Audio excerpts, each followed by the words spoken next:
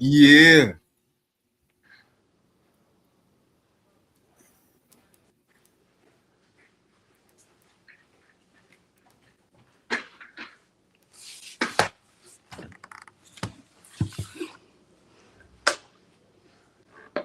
Yo, what's good? What's good? What's good, everybody?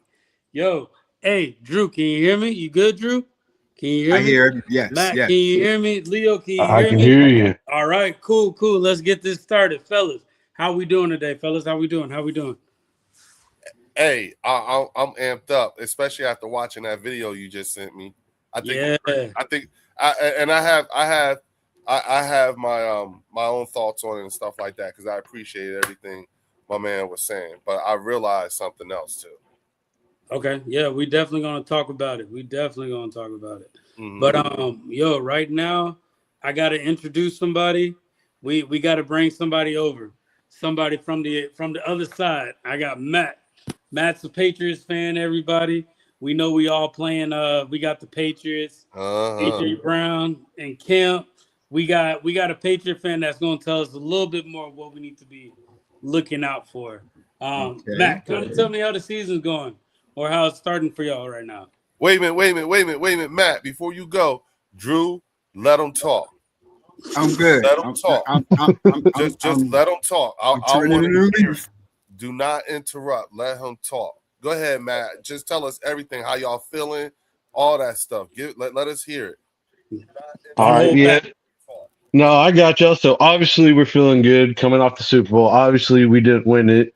That was tough. I'm not gonna lie, but We know. considering the year before we were 4-13, that's a really great turnaround. And Mike Vrabel was a big part of that. Facts, facts.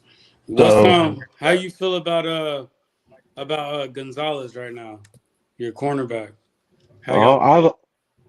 he's been playing. We're probably going to be giving him a contract here soon. Robert Kraft's already said that they've already offered him a deal to make him the highest Patriots player ever, plus cornerback. So I feel like it's just a matter of time now. I expect it to get done probably before the regular season starts up. I Okay. think that's an organizational trait with them because they've always had and are always willing to pay DBs.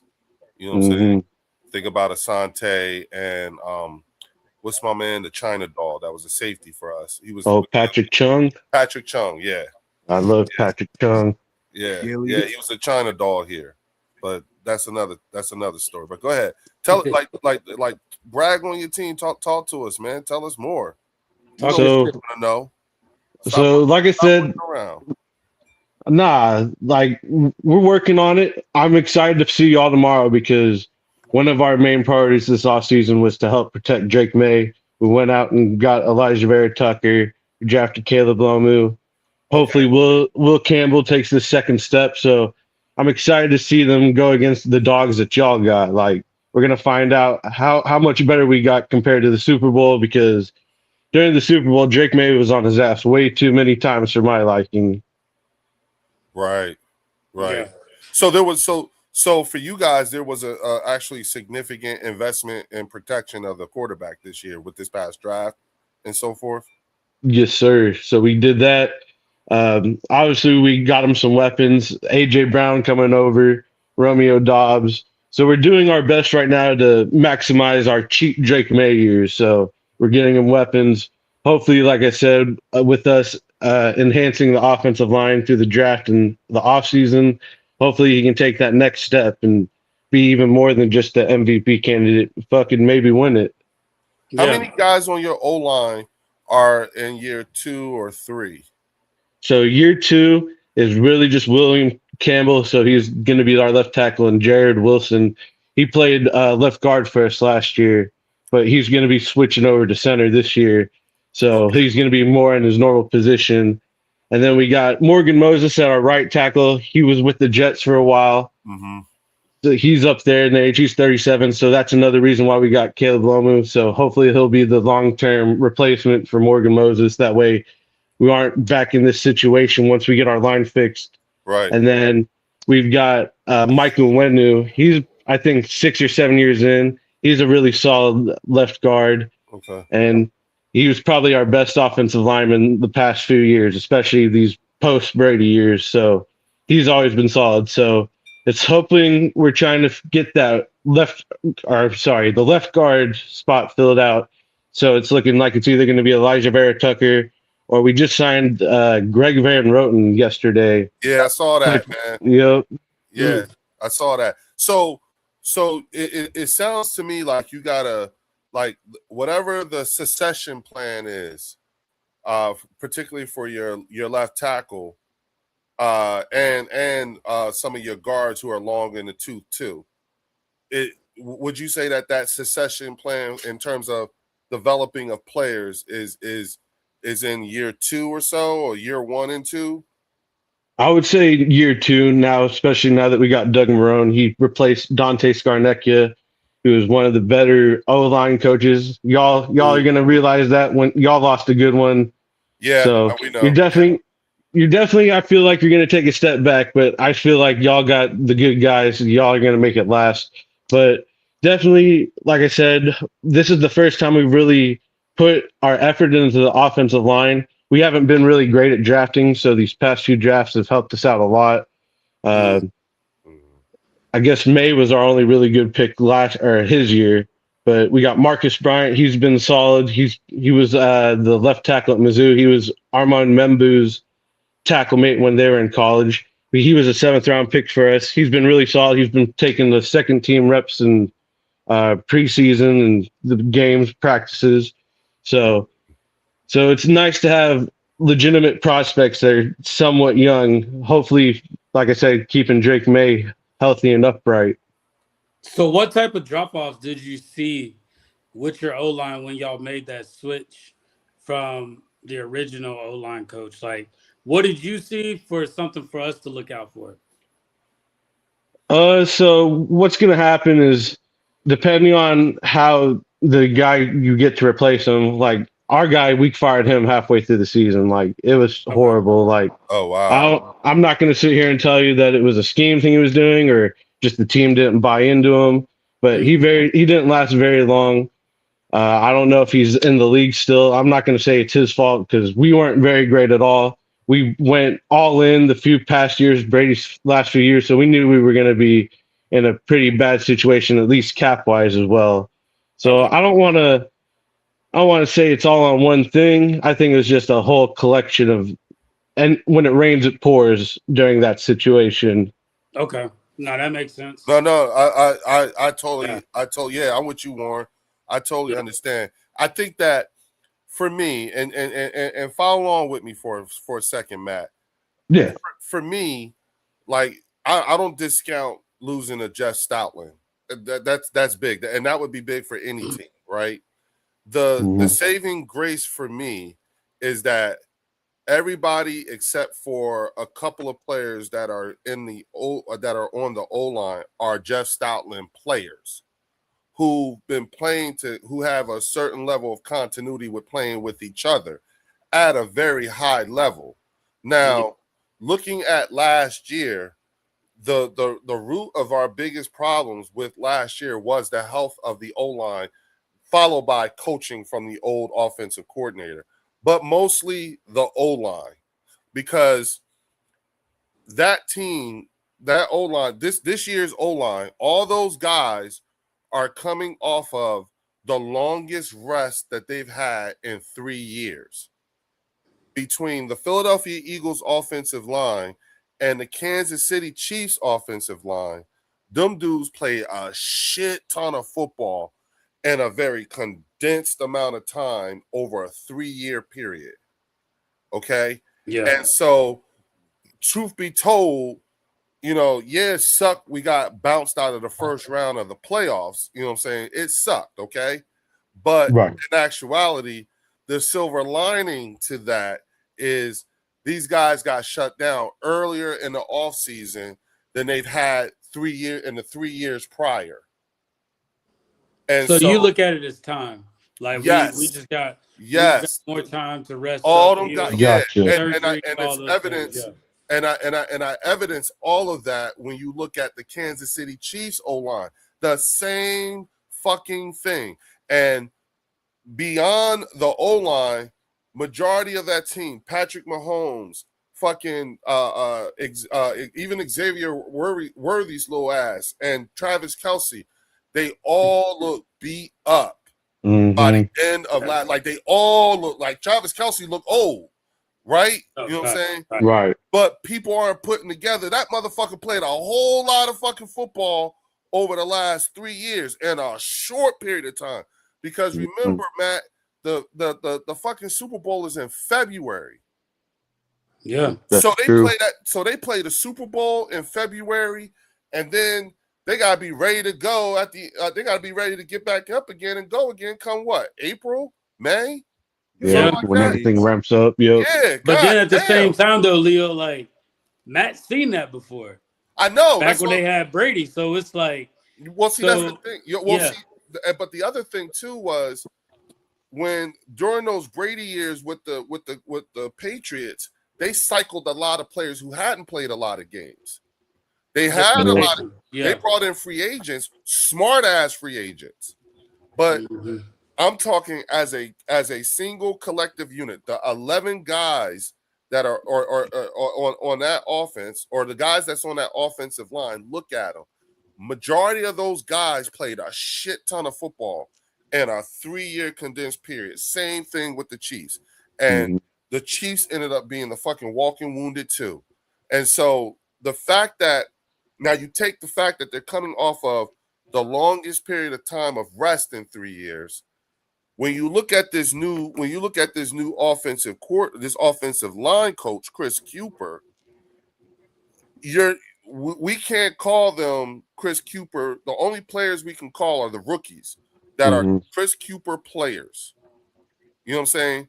And the good news is that these young guys are getting to come in with guys who have been coached and have known success at the highest of levels. So the succession plan for Lane Johnson, because it's going to be his last year. You know what I'm saying? Tyler Steen. You know what I'm saying? These guys were already.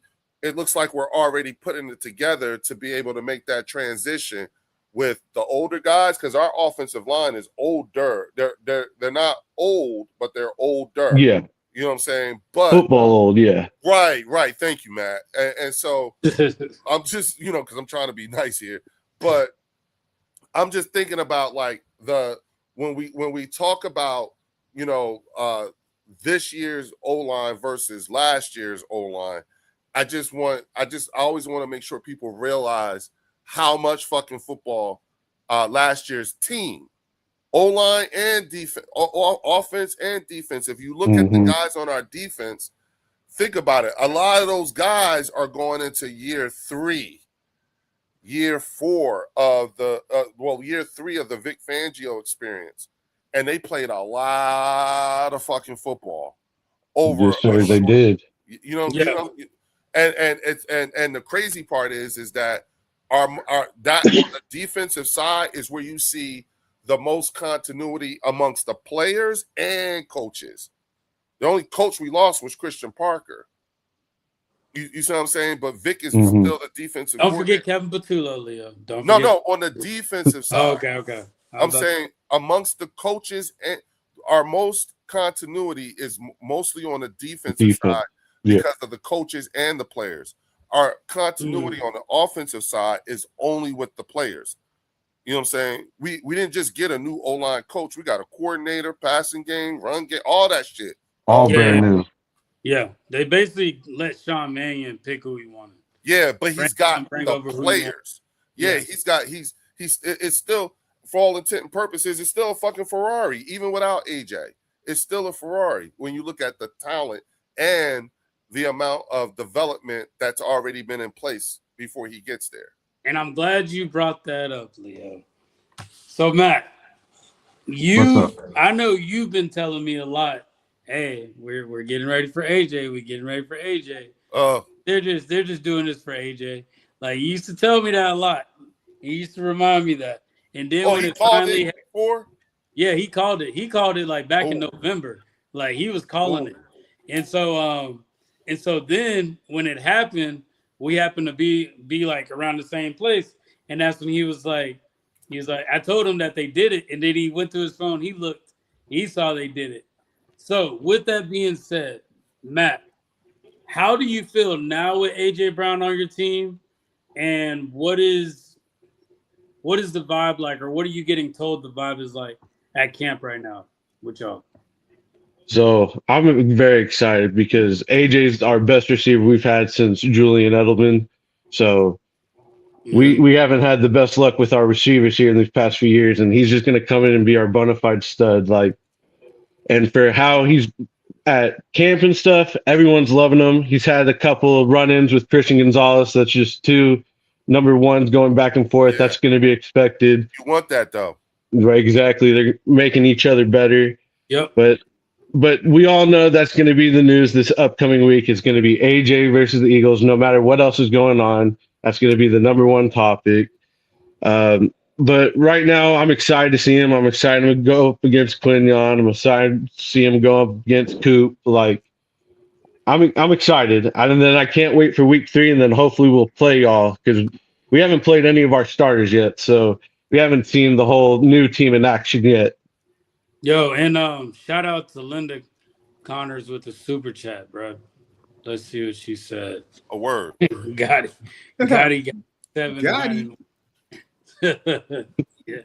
Hey. Oh, Lord, that's a whole nother vibe, but she ain't wrong. Nah, definitely.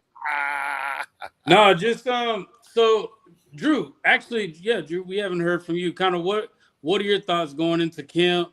Like, how are you feeling like after the first preseason game and all that? Like, kind of where you're at with everything. You know, I'm not as I know some of the fan base was like really upset because they didn't really like how the offense looked. You know, our quarterbacks look really bad. But, you know, for me, like I said, you know, when I'm watching preseason, I'm just looking at players. I'm not really looking at, you know, the offense in totality. I mean, you're watching it, but if it clicks, I'm not like, you know, I'm kind of indifferent. You know, I really like how some of our players really played, you know, and, you know, on both sides of the ball. And that's really what I'm looking at, because most of those guys that were playing, they're not even going to be on the team. But the guys who shined and show improved, that's like the depth that we're going to have. And we're going to need that depth, especially on offensive line. You know, that's, you know, not only just for this year, but, you know, for the time moving forward, because, you know, this supposed to be Lane's last year. And if Micah continues to play, you know, not Micah, is it Michael? Mikel Bell, yeah. Yeah, Michael Bell. If he continues to, you know, in this trajectory on how well he played, I was looking at some more tape and how he was just demolishing fools, you know, and how he played against Kevin Green. Is it Kevin Green, the rookie that came out last year? Who was talking about Mike Green? Yeah, Mike Green. That's it, Mike Green. He was the one that they actually asked Howie, would you pick him up? Because remember, he had like a charger. He had some type of domestic dispute, like on his record, and some dirt on Howie said we don't pick up people like that. So that was the reason. But yeah, Willie Lampkin. Bro. It was Bell. Bell took advantage of Bell he really was showing out, man. I like him, and Lampkin, for him to be, you know, 5'11" and was out there, he's aggressive, man. He you know, he's in your face. I love it. So that really, I understand what the fuss is. Now you see what the fuss was. Exactly. No, he was a good piece, bro. He was a real good piece to bring in. The only thing, really, everybody's talking about this preseason, how it was kind of like lackluster. We all know we're bringing in a new OC to make this team look different. Like, this team's going to look different. Absolutely. The most surprising thing we can do is everybody feast their eyes on it first game of the season. Right. That's the worst thing we can do for anybody. Yeah. Right now, like they'll be scared to see what we can do. I do have a little bit of concern though when it comes to limit. Like, what's truly going on with them? Like, if right now I'm not going to hit the panic button, but what I will do is I will wait until this next preseason game after the Patriots. And if he's not at least out there for camp, like practicing or anything like that, I will be a little bit worried. Just because, like, this is valuable time he should be spending at camp. Like this is a college player coming out of college, going into the pros. Like he needs to get some reps in. Well, he was doing some light work today. Yeah, they said he's slowly progressing. And he was slowly getting there. He was on the jugs machine yesterday. He practiced a little bit, so he's coming back. I'm talking about shell and helmet. That's what I'm talking about. Yeah. Listen. Yeah, that's what I'm waiting for. First off, I just want to say, Saturday was not our offense. That was not our offense. I truly believe that is nothing like, not gonna say nothing, but that's not what our offense is going to look like. Okay, I truly believe that, especially after listening to what some of the players were saying before the first couple of days of when training camp started, and prior to that, knowing what they found out about the offense and how crazy it's going to be, and Mannion's this evil genius and everything like that.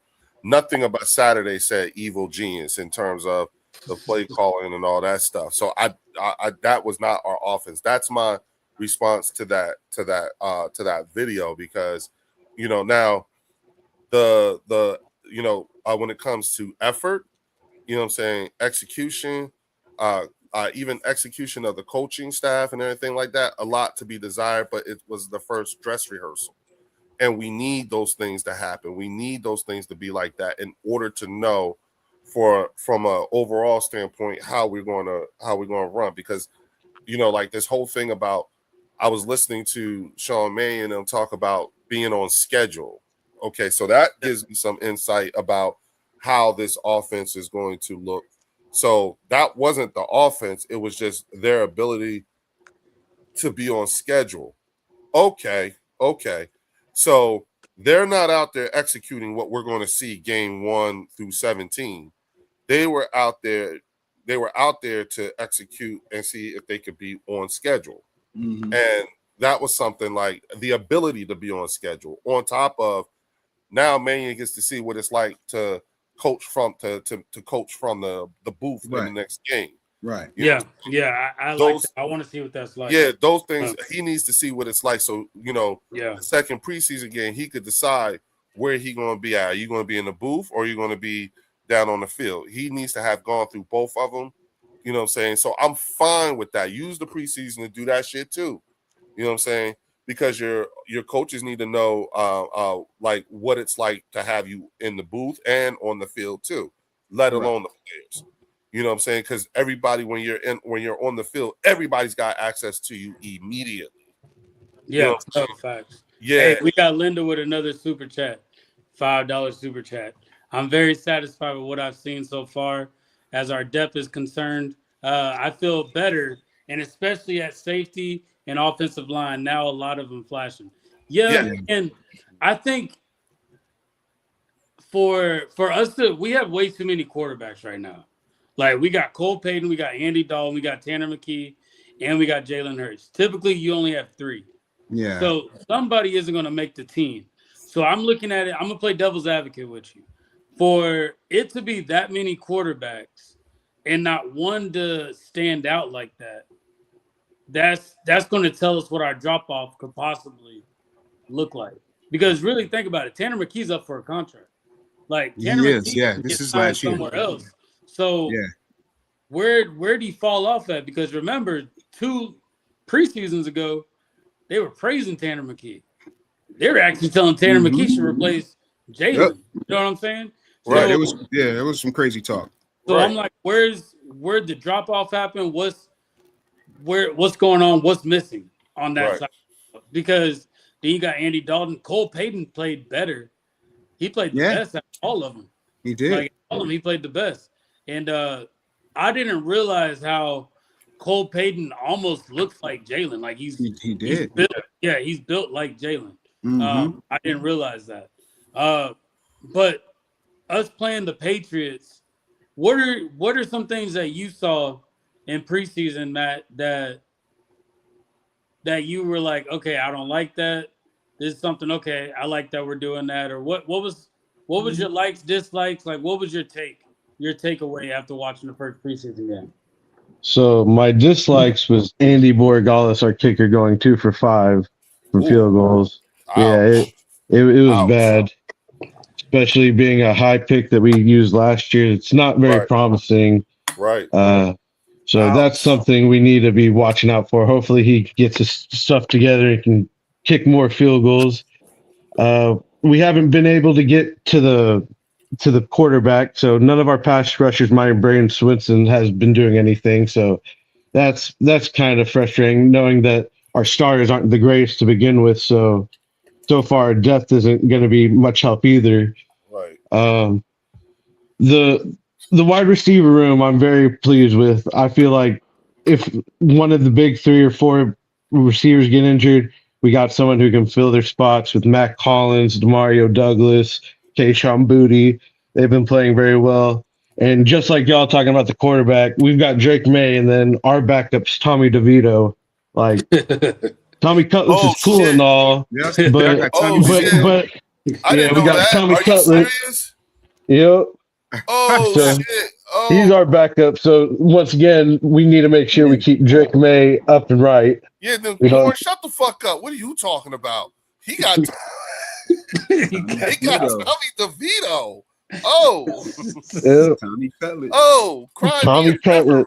right, Matt? The hell? Yep. Talking about Tanner McKee. Motherfucker, you realize I got motherfucking Danny DeVito, Danny Dimes? That dude is a legend in Dallas. No, he was with the Giants. Yeah, he was with the Giants. Yeah, but Oh, they yeah, were that's like, way back. Giants. they're like, he's Yep. not that bad. Yeah, that's right. Yeah, listen, they went ahead and they went ahead and they was really trying to sell us on Danny DeVito at one time, Matt, here in the NFC East. I promise you. Damn. Promise you. And I'll say this, like, truth be told, Warren, you want to know what I would like to see? I would like to see Andy Dalton and Tanner McKee gone, and how we go get Shador or one of the other quarterbacks who probably are going to be a backup somewhere, because there's a lot of good quality quarterbacks that are going to become available once training camp is over. Well, did you see Shador at preseason? Huh? Did you see Shador at preseason? Yeah, and that's what I'm saying. Go get him. He could develop well here under Yep. playing, under Jalen. You know what I'm saying? Like, we could develop that. You know what I'm saying? I do think that Jalen is built different than Shador. I feel like Shador needs to go somewhere where they're going to be patient with him. That they could do that here. You think they'll be patient with Shador here? Why not? We got Jalen Hurts for what? I think they'll be It's patient. all Yeah. I want is a competent Unless something backup. happened to Jalen. Yeah. Yeah, All I'm looking for is if I'm thinking about a quality, competent backup, go get Shador, because we could develop him here. You see what I'm saying? Yeah. So that by the time he makes it to the end of his rookie contract, which he is in right now, you know what I'm saying? If he's not in a position where he could take over from Jalen, then we could also offer him out for a higher draft pick. You know what I'm saying? Especially if we know especially if we're as successful under Jalen Hurts for a significant period of time. Could you imagine a developed Shador? We would get 3 more years, 4 more years. We would get 3 more years, 2 more years with him, 2 or 3 years here. This is his first year, right? Second year. Second year. Yeah. But he was a 5th round pick. So yeah, you'd get him for this year and 2 more years at least. You know what I'm saying? No, that's There's that's definitely something to think about. Right. It's just, go ahead. I feel like at the end of the day, when it comes to quarterbacks, we do need somebody that's gonna not compete with Jalen, but if we were to lose Jalen, it wouldn't be such a huge drop off. And that's why I said that. Yeah. They're not going to bring anybody that's going to take it from Jalen. Right. No. Yeah. The whole point of you being here is to be the number 2. So Jalen is already an established quarterback. He is the guy. So it's not like whoever you bring in here, there's going to be a controversy. That's number 1. Number 2, regardless, even if you brought in Shador, it wouldn't be the same effect as like what you had with Carson. Because the moment they brought Jalen in here, Carson started showing his bitch assness. Jalen is built different. Yeah. You know what I'm saying? Yeah. Jalen would look at this person, whomever, and be like, all right, little bro, I got you. You're going to be under my wing. Yeah. You know what I'm saying? And once he take and imagine, you know, Jalen having somebody other than Cole Payton, you know what I'm saying, like a Shador to develop, you see what I'm saying, for the next couple of years. If something catastrophic would happen, to your point, it wouldn't be that dramatic of a drop off. You see what I'm saying? And I think that Philly would be a good place for Shador to really become developed. So that's from a backup. And listen, we can say the same thing about JJ McCarthy. Mm-hmm. You know what I'm saying? Same thing, because it looks like Kyler Murray done took that job. Yeah. Oh, You know yeah. That was going to be Kyler Murray's job as soon as they picked him up. That was his job. Yeah. So if they were to Soon as let they picked JJ go and be like, all right, JJ, this is our guy, you gotta They're gonna go. want Okay, picks how we for go him. get him? They're gonna You know want a what I'm high saying? pick for him. Yeah, But if you think, JJ McCarthy knows it too. right, and that's my point. Give You him know an ask what I'm saying? He's not happy about it at all. No, but what if but if somebody said, okay, dog, we're gonna do you a solid, we're gonna send you to the Eagles. JJ McCarthy already know you ain't gonna be the starter, but shit, I get to learn under him, and I might fuck around and get a ring. You know what? Give us Minshew back. That's what I want. Minshew. Hey, you know what I'm saying? Minshew. Yeah, I'm fine with the crossbars. Yeah, go get him. Stash. But there's with Stash. Yeah, Uncle you know what I'm saying? Rico. That's what it is. Uncle Rico. Yeah, but my whole point is that I'm, you know, like I'm of the opinion that regardless of from the backup QB position outside of Cole Payton, when you look at Tanner McKee and Andy Dalton, you know what I'm saying, you can get rid of those two and go out and get you one. You know what I'm saying? And because there's going to be, they ain't the only ones. Anthony Richardson, you know what I'm saying? That's another one who could probably benefit from developing under a person like Jalen Hurts. He'd see Jalen Hurts as big bro.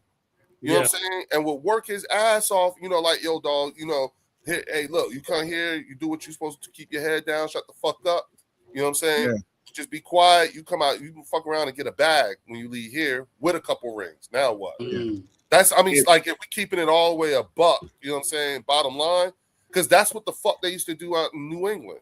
You know what I'm saying? Motherfuckers was going to New England because they knew they was going to get a ring. Bitch, I'm about to get a ring. Patrick Chung was a China doll here and then went back to New England and won a couple rings, motherfucker. You know what I'm saying? That shit.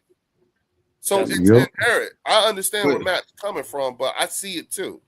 Do you remember in the Cleveland preseason game what Jalen did with Sanders? Yeah, he had Shador. He had him on the equipment cart, driving him to the locker room, chopping it up with him. Yeah, so I think that would be like a good pickup. You know, I don't know if Howie's willing to pick up. I mean, if Howie's willing to give him what they asked for, but I wouldn't mind Sanders or Richardson. I think that's another one. And I heard that the Eagles were actually going to draft him if the Browns didn't. Yeah, you know what I mean? Yeah. So with all that information that we know, I know that Rob A was talking about how he wanted to pick up a lineman possibly this offseason. Yeah. Like right before the season starts. With the name of Willie Lampkin coming up and Bell, do y'all still feel like we should pick somebody up? Or are there other positions that maybe we should look into? Well, they let my guy Holland Pierce go. You know what I'm they cut Pierce? Yeah, they cut him. You know what I'm saying? You know, I'm like, you know, the hometown kid. So, you know, that being said, first of all, I'm so happy about Willie Lampkin and Markel Bell, but more so Willie Lampkin, because I've been telling y'all about this guy for the last couple of years and trying to figure out. And after actually seeing him and work, he does have some long ass fucking arms. Like, god damn. Yeah. You know what I'm saying? But he plays with power. You know what I'm saying? Because it didn't matter how much taller you was, he had your ass under control. Yes, he was a wrestler. So the way he beats people out is just his leverage. Like it's kind of crazy when you watch him play. Like he just outbeating the other person. And go and just knock him over just to like seal the deal. That's he was just having too much fun that game, bro. He looked good, and he played. I like him, and see that's a great point, Leo, because he can play center and guard. Because he plays center and guard, and he was playing it well. He was going from both sides. That's two positions right there I actually like the way Michael Morris was playing too. You know, he didn't Yeah, do Michael nothing Morris like really to you know, he wasn't like showing out, but he kept his form, he kept the pocket clean. You didn't hear he didn't get no penalties. So, you know, you got a rookie like that that's able to stand in tight. And from my understanding, he's a road grader. So, you know, if we don't go O-line like, you know, we were talking about before we have that depth, I wouldn't mind going after some cornerback depth, you know, because cornerback depth. That's what you're looking at. if Reek get hurt, God forbid, or you know, if Q get hurt, God forbid, I don't want to see Jacorian Bennett. I don't want to see that. You don't want to see Ringo? I don't want to see Kelly Ring. I don't want to see that. You know what I mean? I wouldn't. Well, mind. we brought in a shit ton of DBs. Yeah, we also getting rid of a shit ton of DBs. Most of them we dudes. Letting a lot of them walk, bro. Yeah. A lot of them are walking right now. Yeah, I think we cool at the slot. You know what I'm saying? I think we got some depth there.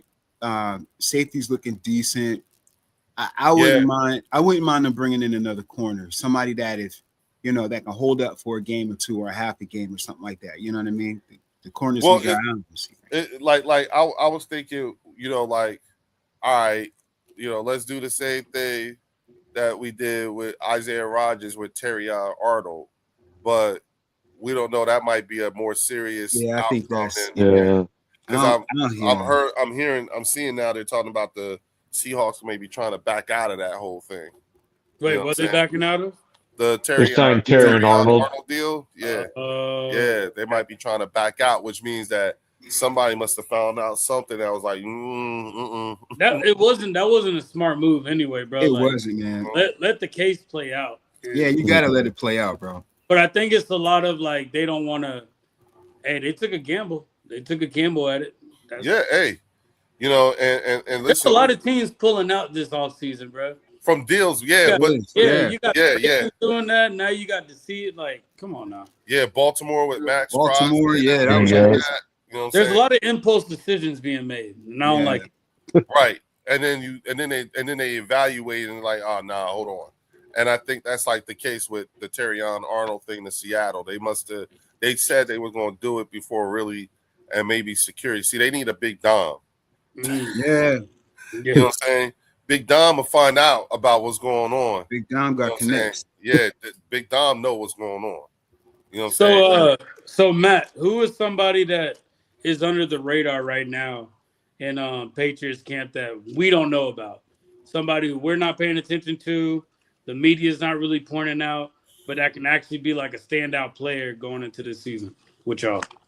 I'm liking Eli Riordan. He's a tight end. We got him, I believe, Notre Dame, 3rd round pick. He's been impressive in camp. That's going to help us out a lot. Hunter Henry's up there in age. Who knows how much longer we got with him. He did just sign a couple of year extension, though, with us not too long ago. So he's been very solid. We've got a safety, Karan Prunty. We moved him to safety. He was a cornerback. He's been working well. Hopefully giving us some depth for Kevin Byard and Craig Woodson. We've also got Baron Morton. He's been looking promising. He was out of Texas Tech this last year. Hopefully he doesn't have to see the field too much because, like I said, that means Drake May and Tommy Cutlets got hurt. But he's been impressive with the limited reps that he's got. Okay. You so how are y'all looking in as far as like y'all's division? Because we've been going back and forth with Cowboy fans, Giants fans. We've heard chirping from Commanders fans, and it's like we're hearing all this noise, and it's kind of like, all right, good job, you're doing something, you're trying to catch up.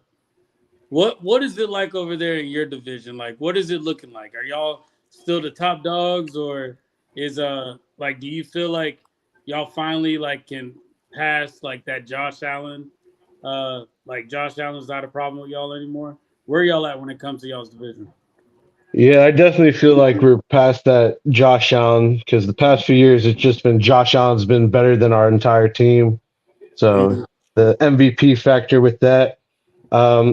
Definitely with us having the Jets and the Dolphins, they've been trashed the past few years. That's an easy 4 wins each year. So it always comes down to our Buffalo games. I definitely think we can win at home. We haven't had the best record in Buffalo since Brady retired. But once again, that's just been Josh Allen making us look stupid. Nothing new there. Uh, I, it really comes down to I feel like the Buffalo game in Buffalo, and whoever Okay. wins that game is going to win the division, and then Okay. most likely the home field and the playoffs. Okay. 2-team race. So you're Yeah. saying Mhm. that y'all's whole division is kind of based off of that one game, almost, right? Like, because you said you take away the Yeah. Miami, the Jets, but like y'all are the two like top dogs right now in your division. So it all kind of boils down to how y'all perform against the Bills at home, at the Bills. Yeah, that's what I feel like the swinging game for the division. Go ahead. Say hi. Hold Okay, on, okay. guys. Someone wants to say hi real quick. Just go Hi, ahead. everybody. I'm back. Hey, Hey, welcome what's back, going on? man. Welcome back, Sensei. Sensei. Say thank you. Thank you. All right. Good night. Bye. Good night. Bye. No, that's Y'all see a how good tall point. he got? Yeah, see, man. Damn. Hey, it looks like what? It's like a two-man race or 2-team race in that division Mhm. right now, man. Mm-hmm. Yep. That's what it has been like. Obviously, up until these upcoming years, the Bills have won the division. I'm not going to sit here and say they haven't owned us the past few years, but even when we were losing, we were still in the division up until the end. And then that just shows how bad our division was when we were getting second and third place, going 4-13. So Nad, I'm not Yeah. dignifying that with a response. Go ahead. Let's go. That's a like, Yeah. people. That's a like. Yeah, That, that's we're a not like. dignifying that with a response. With that It's being Nad. said, everybody hit the like button right now. We Yeah, got hit the like button. 58 people right now in the comments, and it's going up. It's now at 60. We got That's 60 true. people in right now. Hey, y'all hit the like button, hit the subscribe button. I can't see the comment, so You can't see it? Oh, okay. uh-uh. You want me Hey, to? don't You want me to you put it don't on have there? that We can see comment? it? No, the no, I'm comment good. button? I'm good. I'm good. Yeah. I'm Okay. good. I said something in the beginning, like before we went live. Then when we went live, I turned the comments off because I wanted to. You're the host, so this is Yeah, that's what I'm Yeah, saying. yeah. Oh, hold on. Oh snap! Oh snap! There we go. Oh snap! Hey, Oh wow! for Fells. Thank you. For Fells. Thank we you. appreciate Yeah, Thank for you. Fells. Thank you. Hey, shout We out. appreciate CJ. that. Appreciate Thanks, that, brother. Next Level Sports Lounge. We appreciate that. CG. Appreciate that. Yeah. Man. Definitely, yo. Hey Leo, you want to speak on that a little bit?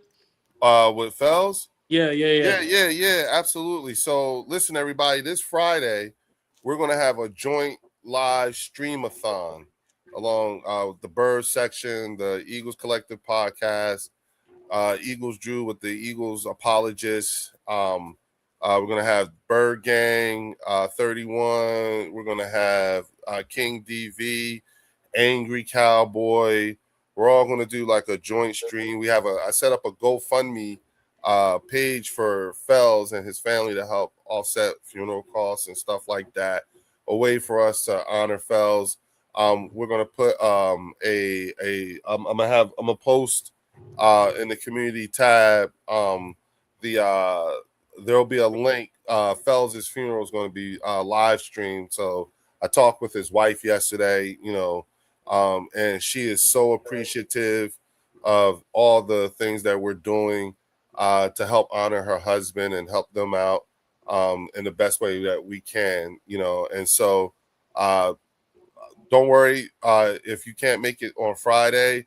I'm gonna put the GoFundMe in the community post. I'm gonna put the stream in there. Not just it'll be public for everybody at the Bird section. I'll make sure these guys do the same thing, so that way it's always there. You know what I'm saying? But there is a mechanism. There's a GoFundMe. Hold on. As a matter of fact, Yeah, we could try to put the link in. I'll put the link. Yeah, it just dawned on me. You know what I'm saying? Yeah. Truth be told, this is my first time ever doing a GoFundMe. You know what I'm saying? So, forgive me, y'all. And so I know there's you. Hey Leo, Okay. why you doing that, bro? Game time, Bryant. He wants to be included in that, bro. He said he wants to, if he can, he wants to be Absolutely. included in that support. Yeah, definitely. Absolutely. Hey, Absolutely. we got another super chat from CZ from Next Level CZ, Sports my Lounge. guy. Thank you, Leo. Hey, Salute, shout out. CZ, the next level No sports. problem. And I'm actually Shout gonna I'm actually gonna attend the funeral, and his wife is gonna allow me to go up and speak on behalf of all of us in the streaming community. Yes, that's To awesome. speak at and that's there's the I just put it on the I put it in the comment. There's the GoFundMe for Fells. So if you guys want to, you can go directly to that GoFundMe and you can donate to Fells's to help offset some of the costs for his wife and them. So it's live, you can, but we're all gonna do this on Friday. I'm sending the link out. I sent the GoFundMe out to everybody, and then I'll be sending out the link and trying to figure out how we all can, just joint simulcast, like what's happening with Philly 500 is going to be a part of it as well, and so it's the thing to do, and like I said, been going through a range of emotions regarding Fells. The bird section took a heavy loss, and I so appreciate all of you who have shown up to express your feelings for Fells. He definitely made an impact, and talking to him and talking with other folks and telling, everyone has something to say about him, but the common denominator that I hear about Fells is his passion. He always had your back, and there was a reason why I called him the command sergeant major of the bird section, because he was definitely very passionate about the Philadelphia Eagles. So everything else about Fells, like I said, this Friday, and then his funeral is going to be August 28th at 11 a.m. I'll definitely put the flyer out for you guys, and then I'll definitely add the channel link and everything like that. And maybe Warren or Drew, one of y'all can host it on the StreamYard, or Warren, you could do it, and then you could just connect the bird section and you can run it for me while I'm at the funeral. You know what I'm saying? Yeah, so we can definitely do that. We can make it happen. okay, So Yeah. there you have it, I'm off y'all. that Friday too. Okay, the 28th. We definitely gonna make something happen. As a shout out to Phil, like we all kind of put out. He made an impact on each and every one of us. Yes, he did. Yep. The least we can do, Yeah, is man. at least like show our support to that family. I am gonna put the link in the chat if anybody wants to come in, talk birds a little bit, or even if anybody wants to talk about what their team is looking like, because I'm really curious about how preseason is gonna look. And I got a hot take. I think that we're gonna play our starters for at least 2 series against the Patriots. I would love to see that. Like that's my hot take. Did y'all play y'all starters? Any series, Matt? No, we didn't. Yeah, y'all didn't. Okay. Yeah, I don't know. I have a feeling that after how lackluster that first game was, and hearing the news and everybody hearing it from the media, all that stuff, I feel like they're gonna bring back some type of like confidence in the fan base. I could be wrong. I hope that happens. It would definitely be something to watch if we could see that. So now look, I hope that happens, Warren. I'm with you, bro. But you know how bipolar our fan base can be, right? If it don't, Matt knows that too. Matt knows.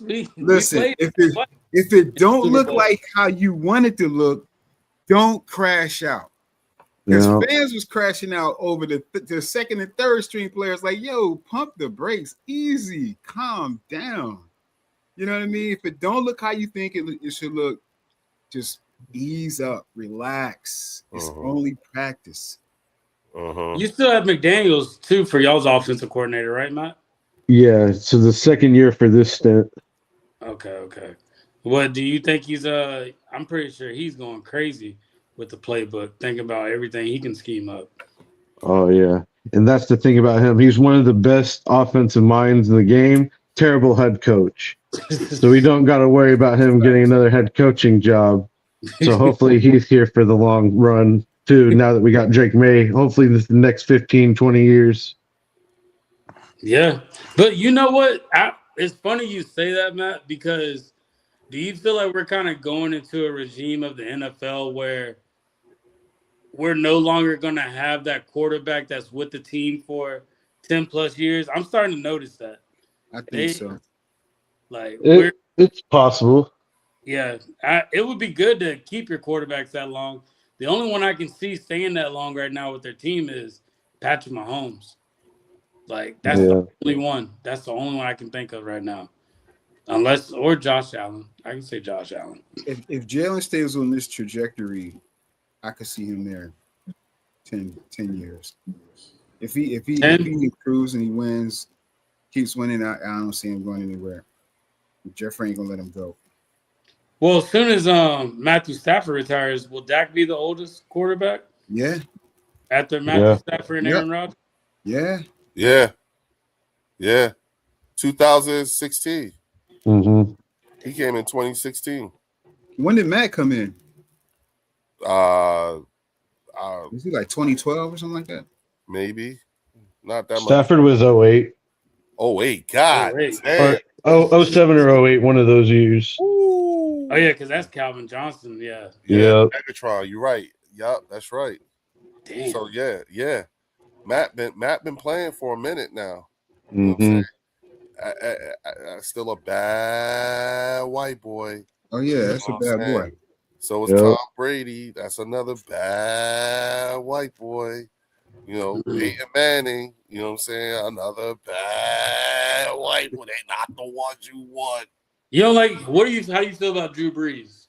I've been hearing different things from people about Drew Brees. Hey, you know what? Considering what all he bounced back from and the level of success he had, that's still a bad white boy. I wouldn't put him on the tiers. I wouldn't put him on like the Brady and those guys tiers. No. Really? I'm saying he does get that's a bad. Oh yeah, he gets that for sure. Cold, yeah, so that's where I put him. I wouldn't put him like that top. No. That's you what I said. said. At the top? Okay. No, I wouldn't put him up there. But Breeze was a bad boy. I don't think he's Hall of Famer. You don't think Drew Brees is a Hall of Famer? I think he's a Hall of Famer. Yeah, I disagree with that. Yeah, I think he's a Hall of Famer. Yeah, he's a Hall of Famer. Yeah, he a baller. Okay. Especially for what he did for New Orleans at that time too. Yeah. Culture. Remember, he was balling in San Diego. He was. He was balling. Where does he fall on a QB list? On the QB I would say list, top 10. Is he top all time top 10? Yeah, that's. I think so. Nah, not Breeze. Okay, who else you got? Who else you got in that top 10? I got Brady. You got Marino. And I'm not talking about Brady. I'm talking about Montana, Brady, Reno. Yeah. Who else? What about Peyton Manning? I would definitely put Peyton in there. Yeah. Okay, so listen, I'm going to make an immediate withdrawal of what I said because I'm pulling it up now. Yeah, he is a Hall of Famer. Okay, shutting the fuck up. I'm sorry. He finished his 20-year career and career passing yards with 80,358 yards and 571 touchdowns. He led the NFL in passing yards a record 7 times and held the single season completion percentage record multiple times. He won the Super Bowl with the New Orleans Saints and was the MVP. Mm-hmm. He threw for 5,000 or more yards in 5 different seasons, shutting the fuck up. Yeah. You know what I'm saying? What the hell you talking about, Leo? You were sleeping on the Saints, Leo. Damn. Yes, yeah. Shut that again.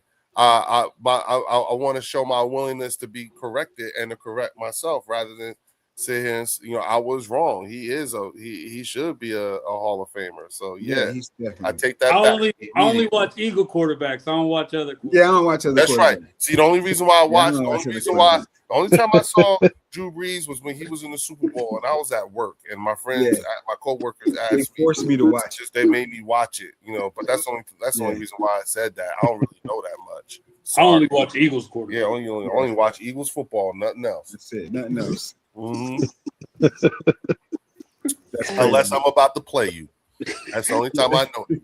I don't know nothing. Unless I'm about to. And I live in New Orleans. Yeah. I live a block down the levees. I'm in the French Quarter right now. I'm in and I the don't French know Quarter nothing. right now. Yeah, this all I Nasty know. work. No. Nasty work. But Hey, I stand corrected. I would put Kelly. Sorry, Drew. My bad. Nah, you good. Mr. Breeze. Jim My Kelly. bad. I put Jim Kelly in that top 10. Yeah. Oh, yeah. Well, Jim Kelly? Okay. Yeah. Take it, even though they lost, take your team to 4 straight Super Bowls is crazy. Yeah, true. Yeah, That's crazy.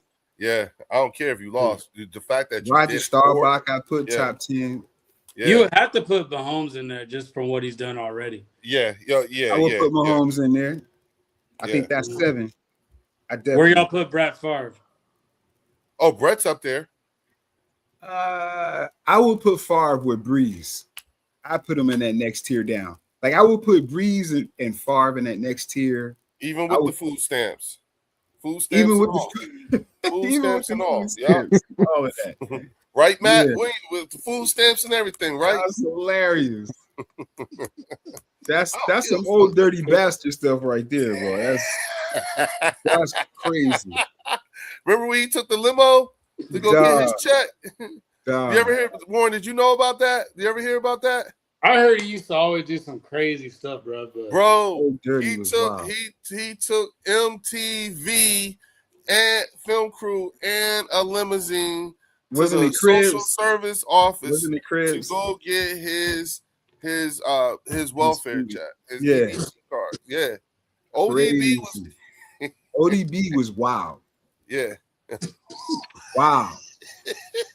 You didn't know about that? I did not know. ODB was wild. Yes. All right, see ODB. That's crazy. Wu-Tang forever. ODB was doing some wild stuff. Now, Matt, let me ask you something.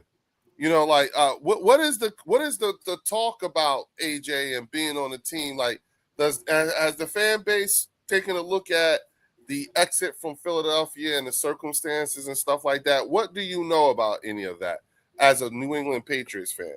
Yeah, Matt. I've been told about a massage therapist situation, and Robert Kraft has his own situation, so they're probably getting along real well. Right. He who has not sinned throw the first stone. Exactly. Hey, but everyone's so far so good. We're still in the honeymoon phase. I'm sure there's a possibility that things will sour if he doesn't get his way, but as of right now, he's going to get the benefit of the doubt. Happy-go-lucky. Nothing, like I said, no issues in the locker room as of yet, or nothing that's been heard of. But I think this year, we're definitely going to focus him on the offense. He's definitely going to get about 500 targets. Maybe not that much, but he's going to get the rock a lot. Majority, Yeah. Mm. So this is going to be the first time in his career that he's probably going to be the focus point of the offense. Like, he doesn't have Saquon behind him getting the carries. Deservedly so. I agree why y'all run first. I get that. He had Derrick Henry in Tennessee. Wasn't AJ Brown that he is today until he got to y'all. But there's nothing but high hopes right now because, like I said, he's our best receiver since Julian Edelman, and in my personal opinion, he's a lot better than Julian Edelman too. Oh yeah. So, are you aware? Are you aware of the fact that AJ Brown, like some of the things he did, like to get kicked off the team, and that him being the one that was going to the press. He admits to using the press to put out, false narratives about the team and everything. Are you aware of that? And if so, how do you feel about having a player like that that does that? What do you think about that? I didn't know that in totality. It's not the greatest feeling because, like I said, you show your true colors, you're really not going to change much. Leopard can't change his stripes. But like right now, I'm going to give him the benefit of the doubt. We're in the honeymoon phase. Like I said, we're all happy here. We ain't I fighting just yet. want to know. Yeah, I look, Matt. I'm not trying to turn you off to him. No. I personally don't like it. If I'm being honest, like as a person, I don't like that. I don't agree with it. There's the right and the wrong way of going about your business. If he wanted to leave, like I said, I don't know the ins and outs of conversations that he had with the Eagles and the media. Like, what? Obviously, he probably did some shit he shouldn't have done, but he admitted to it. That's the thing. He did an interview and admitted to it. So that's the part that, like it's one thing when you can speculate. It's another thing when the player actually admits to it. And so, for me, I know I'm like, it's one of the reasons why I'm like, okay, it makes it easier for me to get move on, get past. Yeah, like I would, because I know that, for me as a player, what I'm saying, when a guy admits, even of his caliber, when someone admits that you actually go to the media, so all that shit we went through, that was you. You know what I'm saying? When I know that's what you had a capacity to do, I don't know how I feel about you being on my team. I do feel like you're like this though, Leo. What if the Eagles made a move and they got Puka Nacua to the Eagles? At the end of the day, you're excited about Puka Nacua coming on, even though like he's biting people's backs and I know. Yeah, he got he's a crazy drunk. Yeah, like you ain't looking at all that. You're looking at. But see that. But all right. But see, for me, that turns me off to Puka Nacua. You know what I'm saying? Because that's a set of problems. I mean, there are certain things about players you can accept. You know what I'm saying, and then you don't accept. And to me, knowing that he has that kind of behavior when he's outside the building, you know what I'm saying, it would give me cause, because then I would like, well, is the risk worth the reward? It's the same thing they did with Jalen Carter. And truth be told, since Jalen Carter's been in the league, you know what I'm saying, he hasn't gotten in any trouble outside of the football field. Yeah, he's been a model citizen. You know what I'm saying? The worst we can find from these Georgia guys is Nolan Smith got a speeding ticket. You know what I'm saying? But that, like, in terms of character off the field, it looks to me, for all intents and purposes, these guys have carried themselves in the best of ways outside the building.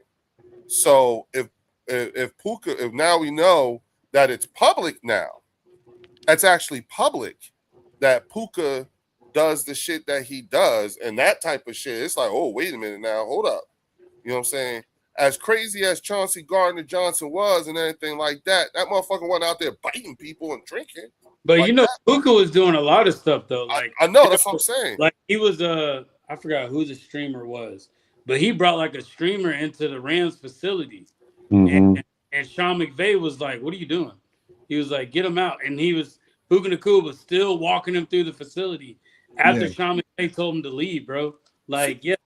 Like, And do we and is that how we operate? So the question is you know what I'm saying, is his production worth that? You see what I'm saying? Again, I blame Michael Irvin for all this. Yeah, that's what I'm saying. So is it worth it? No. You know what I'm saying? If Big Dom would be busy all fucking night, every day. You know what I'm saying? Just off of him. But the only thing I'll say, but Leo, I agree with everything you're saying, right?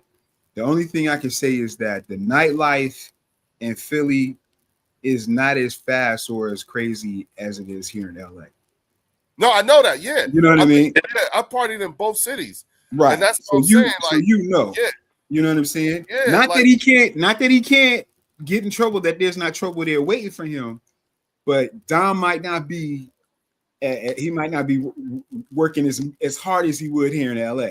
You know what I'm saying? Right, Here in LA, right, boy, whoo, right. Dom would lose. Dom 100. might ask for a raise if he was in LA. Bro. Oh hell yeah, he'd drop 100 real quick. Yeah, I don't think Don would be as successful in LA as he He is. wouldn't. He wouldn't. It's We got a crazy. super chat from Sean Mims. We need a kicker. Elliott is ass. Damn. Missy Elliott. Missy Elliott. Hey, Sean, I'm not even mad at you. I'm not even. You see, they let the other guy go. That we keep it Munt as the punter. But Yeah. how we gonna give him a chance, man? Then we got another super chat from Sean. He said, hearing Trotter outperforming Campbell. Now, okay, I do want to speak on this. Okay. Even if Trotter is outperforming Campbell is a first round pick. Yeah, I don't think Campbell's going anywhere. he's not. Campbell still has more productive on-field live action reps than Trotter. If they truly felt like Trotter was that guy, they would put him out there by now. They would have put him out there last season when Campbell got hurt. They would at least put him out there as reps. He's not the guy. He's the next guy. But I think what they're trying to do with Trotter is they're trying to get him through like that, how that Zach Bond window was. Yeah, Like keep him in as a safety, special teams. Like let him get his reps in, do all that. But once Bond leaves, because I do think we are going to part ways with Bond soon. I think this is his last year with the team. We're gonna see. I think this is. Zach Bond. I think this is Zach Bond's last year with the team, and they're going to move Jeremiah Trotter into that slot because then, Jeremiah is now eligible for a contract next season. It will be the last year of his rookie contract, and so he'll have the entire fourth year, which is next year, to be the full-time starter after we move on from Zach Bond at the end of this year. So I like it's set up real nice, and it could still be vice versa, even if, let's say, Trotter ends up outplaying Jahad Campbell and becomes the starter. Either way, Zach Bond is the piece that's going to move, and you're going to have the pair is going to be Trotter and Campbell at some point or not. That's the future. Because we ain't got to play the value we would get with Zach Bond, bro. Dude, exactly. Well, yeah, that's what I'm saying. After this year, you know what I'm saying? Like we could, you know what I'm saying? I mean, shit. I wouldn't put it past Howie try to get something done this year on some surprise shit. Do y'all see Howie doing something before the season starts? Yes. Making a move? Yes. Come on. It's Howie. I do see a move. Hey, he needs to do something. I'm tired of waiting, bro. No. I think we need to be. I think where we need to be for us is what we got to do is we got to hurry up and get to the point where every day starts to look the same for the players. Well, that's going to take a while just because we got a new OC. And that's what I'm saying. Everybody's still learning. Yeah, that's why I said that's why I said, that first game, that wasn't our offense. That was just a live fire exercise. And that was just really an evaluation of not just the players, but of the coaches too. Yeah. I think it was more for Tom Mannion than the actual players. That's what I'm thinking of. That's what I'm thinking of when I say that. You know what I'm saying? Yeah. It's what we needed to see. Like my man was right. Jeff McMullen was right. You know what I'm saying? Like I loved it when he said, "You're 2 years away from being 2 years behind." Yeah, because Vic Fangio is on to the next, and everybody else is trying to copycat what he did 2 years ago, thinking that's what it is.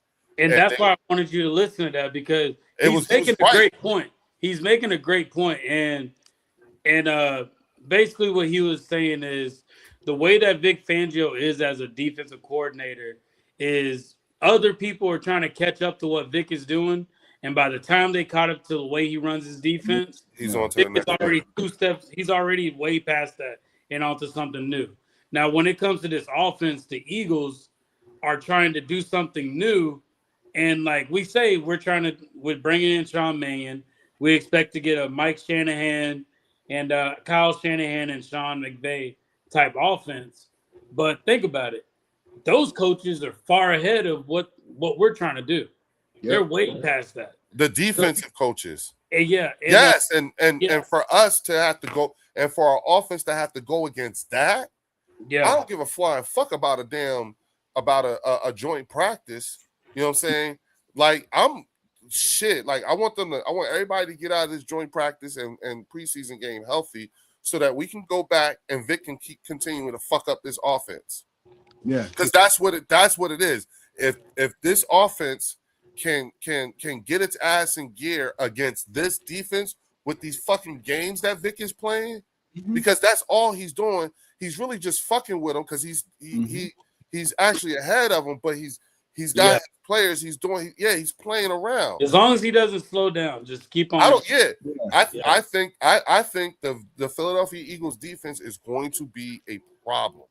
It's going to be a bigger problem than people are thinking just off of the strength of, because I pointed out the greatest continuity, which is the strength of this team, is going to come from the defense, because these are guys both through coaching and players that have been together now for 2 to 3+ years. You know what I'm saying? And these guys and have known a particular type of success in the way of going about it. They know how to get there. They know where they can get there. Yeah, and it also helps me to understand. Oh, that's why Vic's saying the shit that he's saying now. He excited as shit. You know what I'm saying? That's why he's so excited. He ain't going nowhere. Remember they were saying he's gonna retire. This is it. Hearing what we're gonna do to AJ Brown, Matt? You hear that? Yep, I hear that. No, you know what though, Matt? Here's what I think. Right? You know what I'm saying? Truth be told, I think it's just a matter of, again, steel sharpening steel. You know what I'm saying? And this being a metric, you know, for all the bullet points you gave, that's the metrics for the New England Patriots, what your takeaways will be. For us, talking about, you know, seeing, you know, this new dress rehearsal, because this is dress rehearsal number 2, experiment number 2. Our offensive coordinator is going to go in the booth now, because last game he was on the field. You know what I'm saying? So he gets to figure out. So our biggest question in that regard won't be answered until after the game. Right. You see what I'm saying? Our next level evaluations on players, competent football, coaching, and all that stuff, shit ain't gonna be answered until after the game, because then we could look at the difference between this game and the first game. Both with coaching and both with players, effort. You know what I'm saying? Were they in the right place? Did they look good? Did Vic fuck with the offense? I mean, with y'all offense? Are y'all having the same problems with the way he fucking playing around with this shit versus what our offense looks like? You see what I'm saying? That type of shit. You know what I'm saying? No, I definitely want to see what our offense looks like up against the Patriots defense. That Patriots defense is legit. One thing I will say about the Patriots defense and with the Seahawks, they spent at least 2 or 3 years developing their players in the offseason. That's something that we were talking about on Sunday, Drew. Yep. Like they invested that time in the offseason and making some good draft picks for the right players to play in those positions. So, and then they brought in Milton Williams. Like, you brought in the right person for that. And I was about to say, we didn't say anything about Milton Williams yet. No. So, well, y'all knew about him, like, and I appreciate y'all letting him walk. He's helped us out a bunch. Oh yeah, hey, listen, dog. Milton Williams was before. Hey, understand something, Matt? No, I know he was a death piece for y'all. I get it. Yeah, I know y'all got a great ass defense. Yeah, hey, listen, we know what y'all got. You welcome. You are I so know. welcome. And please, I appreciate it. Please, take care will. of him. In Philly, we hold Milton Williams in the highest of regards. Oh yeah. Okay, there is no, like, trust me. You cannot troll us about Milton Williams. You know exactly who the fuck we sent y'all, and we love him here. Okay, so just know that he is somebody who in Philadelphia, you know, is a big deal. You know what I'm saying? So we know exactly who you got. But to be honest with you, it also speaks to the look at how we've been doing so far since he's been gone. Right, and that's what I'm saying. That's why I'm excited to play y'all in these practices. Like, we're gonna see how our offensive line is developing, or if we're going back. Oh, okay. Okay, So you're okay. kind of looking to see how your It's offensive a line measuring is stick. progressing. And measuring, yeah. Measuring Okay, stick. I'm excited Yeah. because this is going to be our real test. Like we look solid against the Colts. The Colts aren't the Eagles. Like Right, y'all are of a lot better defense. Like right, we're going to see if Will Campbell's taking that second step. right. If Jared Wilson can hold down Jalen Carter and Jordan Davis, Right. Morgan Moses, if he's still got a step in his pep, and then even like I said, I don't like our pass rush. So y'all got a good offense, but hopefully we can try to do something against y'all. No, that's a good point that you made because you were talking about the offensive line with the Patriots. So where do you put your offensive line, like on a scale of 1 to 5, like where do y'all put y'all? Because that offensive line got y'all to the Super Bowl. Yeah, I would give it a 3. Like I said, because we're missing a couple people now. We lost. I was saying it's not the same offensive line. No, it's not. Nah. How many players did you guys? Who did you lose? 2 or 3. We lost. Well, technically it's only one. We traded Mitch Morse to I believe the Giants or the Bears, and then he retired shortly after that. So he was our starting center last year. Okay.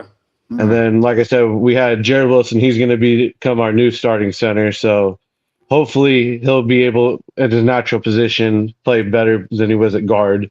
And then, like I said, we got Vera Tucker. We're trying to get that new left guard position down. So if it's going to be Vera Tucker, Greg Van Roten, or maybe moving one of our depth pieces to guard, we're still trying to figure out who we're going to be starting at left guard. What of the guys who was playing guard is now moving to tackle, and he played guard last year? The other 2 are brand new guys. So the only brand new guy is going to be, like I said, whoever depends on being our left guard, because we really only lost our center. So I misspoke on that. My bad. Okay. But we're going to be switched up. People still don't know if Will Campbell's going to hold at left tackle. They still think maybe his arms might be a problem. He did play on a torn MCL against 4 of the top 5 defenses in the playoffs. Okay. So. Oh man, so he didn't get a whole lot of rest. Nah. Oh. So it's promising, but like I said, they're kind of unproven. Minus Morgan Moses and Michael Nwenu, the right side's going to be solid. It's the left side that we're worried about. Okay. See, I feel like the difference is that we have guys on our offensive line who, again, the continuity and the competency is much more depth with them versus with the Patriots. And then also the health aspect too. That's a question mark for both our teams in regards to this being their first year under the Vrabel regime with this short amount of time between last season and this season. Because they was just in the Super Bowl in February. Yo, and shout out to Tribe Called Quest with 10 jewels. Tribe. My man. Shout out to My man. Hey, what up, Tribe? I did want to interact with Matt real quick. Matt, we have some of our NFC East compadres that think that, they use you guys in Seattle as a reference to where they say, they can turn their season around in 1 year. And can you speak to like the process that it took? Because I think the last time New England was in the playoffs was it 2019? 2021. It was Mac's first year, Mac Jones' first year. But yeah, we didn't do much with that. Yes, sir. But there was a process that got you to last year and to where you guys are now. Or was it a quick turnaround for you guys, or was there an actual process that took place? Can you speak to that? Was last year an aberration, or was it a fruition of a couple of years of development and being with Mike Vrabel? Was it a process involved to get you guys? Was there things happening before he even got there last year? Right. So I want to say it's a little both. Definitely, we got lucky, and the schedule helped us out a lot. And it was also, like I said, being able to get Drake May promising quarterback, and then getting the right leader in the building in Mike Vrabel. Because the year before with Gerard Mayo, we were a joke, Right. especially when you found out that Gerard Mayo had in his contract that he was going to take over Bill Belichick. So he was kind of already nonchalant in his ways, knowing that he was going to lead the ship. Right. But it's based, like I said, I want to say it was making sure we get drafting the right players, signing the right free agents. Like you said, we'd like to make sure we're getting smart, sound players, play multiple positions, doing their jobs, making sure they're not doing anything extra, just doing what they're supposed to do. And that's just building the culture. Execution, yeah. Yep. The Patriot way thing. Because Yep. I do think Bringing that's a that real back. thing. Yeah. Okay, so here's my question for you. You know, so first off, just confirmation wise, in your opinion, Drake May is the guy, and that's not, I'm not saying that to doubt it. I want to confirm it with you. Drake May Yeah. is the guy. Yeah, I think he's the guy. Okay, so we're just also at this point we're just going to build around Drake May. Yep. And that's Okay. why these next 2 years are critical. Because, like I said, we're going to have to pay him here after these next 2 years. Wait a minute, what year is he? He's going into his third year. So we'll have him for a cheap year. Yep. We'll have him for a cheap year. And then we'll probably what extend round him. did y'all get him in? The first, he was the third pick. So you could still exercise a The fifth year. option with him. Yeah, but I have Yeah. a feeling that we're just going to extend him early, just get it out of the way. It'd be cheaper. Yeah. In the long run, it'd be cheaper.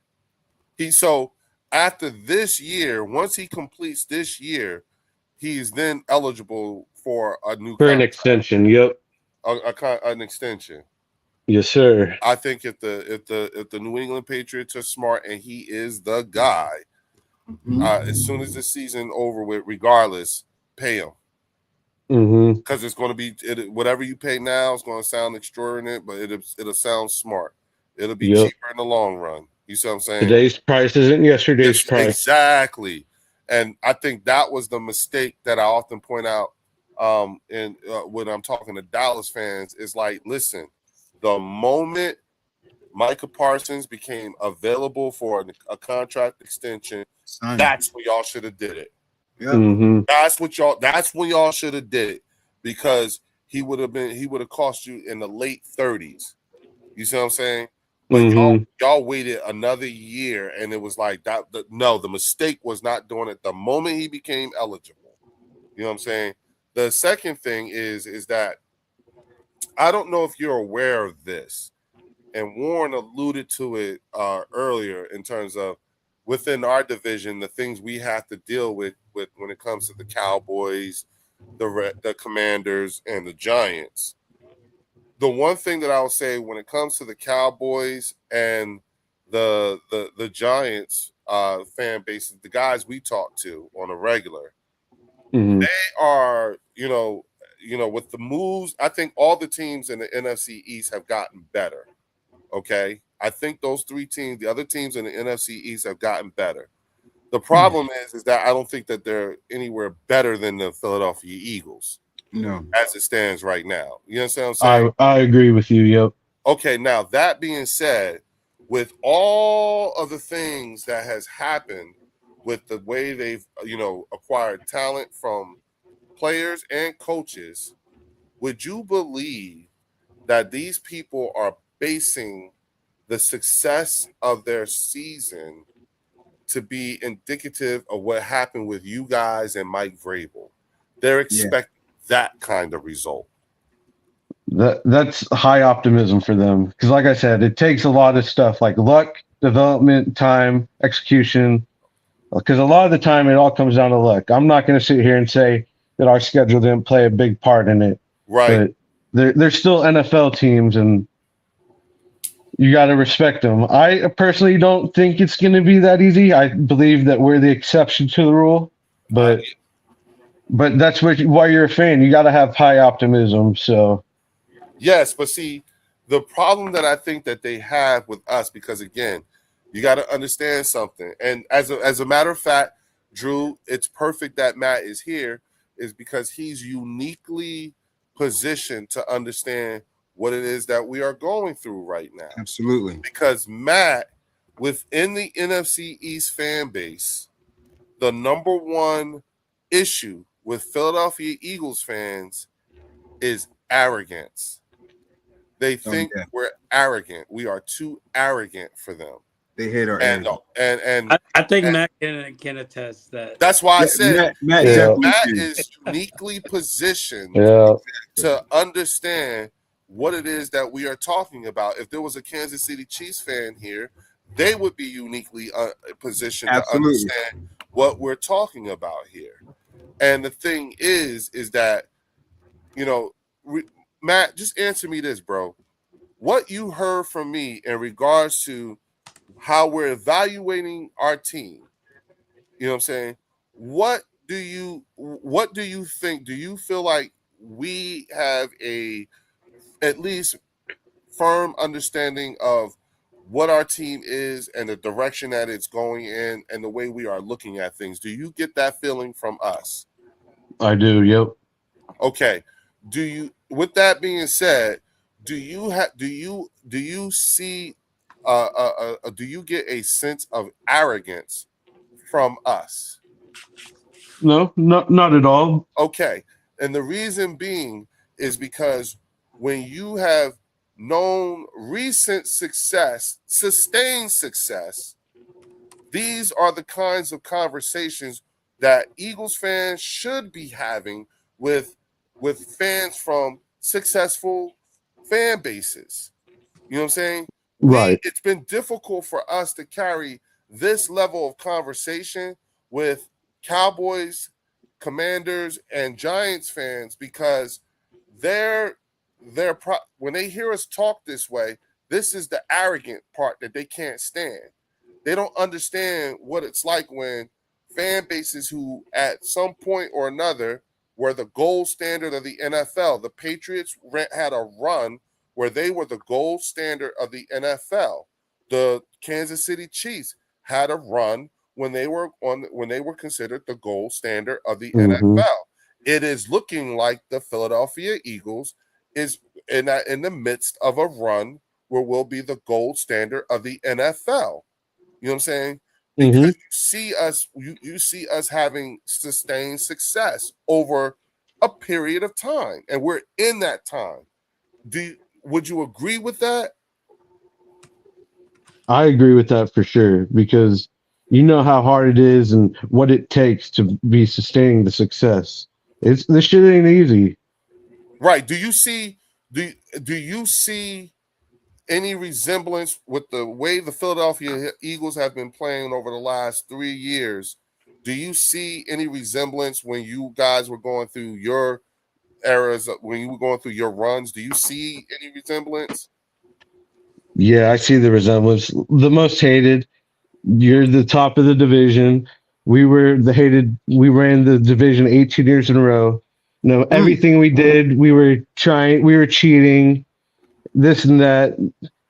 It's just excuses and mistakes. Yes. Like they don't understand.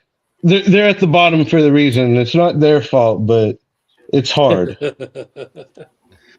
No, because and once again, you know what I'm saying? This is why I say, you know what I'm saying, you know, for you Cowboy fans, for you Commander fans, and for you Giant fans, for all the teams in the NFC East, you know, this is that level conversation you can't have.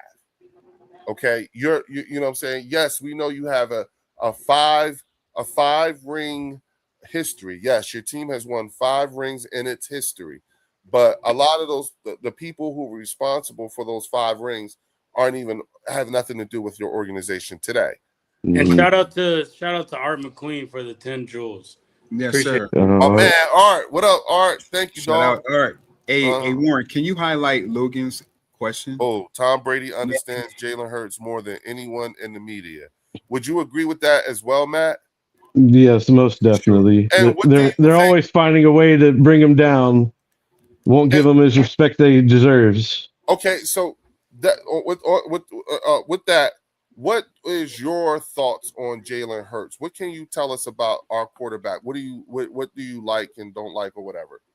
And be So I honest. like Be honest. You can be. No, Yeah, tell us what you think, because Brutally honest, please. yes, No, I like him. I think he's a top 15 quarterback in the league. I believe he's one of the better ones. Like I would have him over a bunch of the current starting quarterbacks. He's very tough. He's strong. He stays out of the, like y'all said, he's not like in the bad public eye. Like he just keeps his head down and goes to work. Like you gotta respect that. yeah, because the interesting thing is, like again, I look at who he's been hanging with, and Tom Brady loves him, Mm-hmm. and this what I'm about to say is an assumption that was built off of observation of Tom Brady. Okay, so you can help me out with this, but my assumption is I don't think Tom Brady gives this level of attention nor insight or comment about anybody unless you somebody. You got to be somebody to get what you've heard Tom Brady talk about Jalen Hurts, right? Mm-hmm. I have. Okay. I don't think Tom Brady just says that about anybody, right?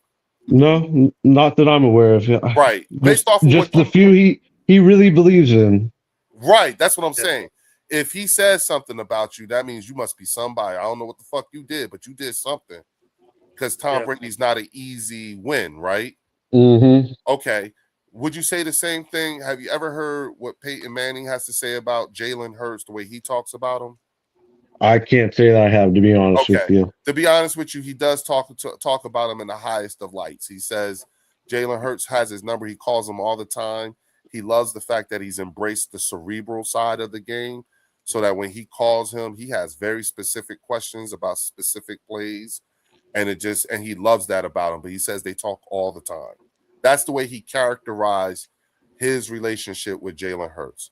Now, knowing what you know about Peyton Manning, would you say that that's not something that comes easily out of Peyton Manning? No. Okay. Now you had the former defensive coordinator for the New York Giants named Wink Martindale. Okay. Mm-hmm. He's gone in public saying, I've never had a quarterback actually call me and ask me to scout them. I ain't never heard of that. But that's what Jalen Hurts did, and he did it. You know what I'm saying?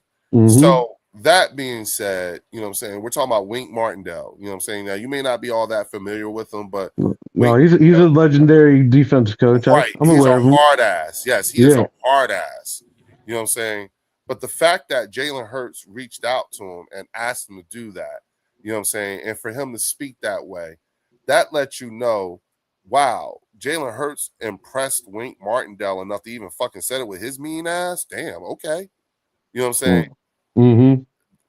As an Eagles fan or as a Patriots fan, knowing these things and hearing this, what would you say, to an Eagles fan or other fan, not Eagles fans, but to other fan bases when it comes to Jalen Hurts, now that you know these things?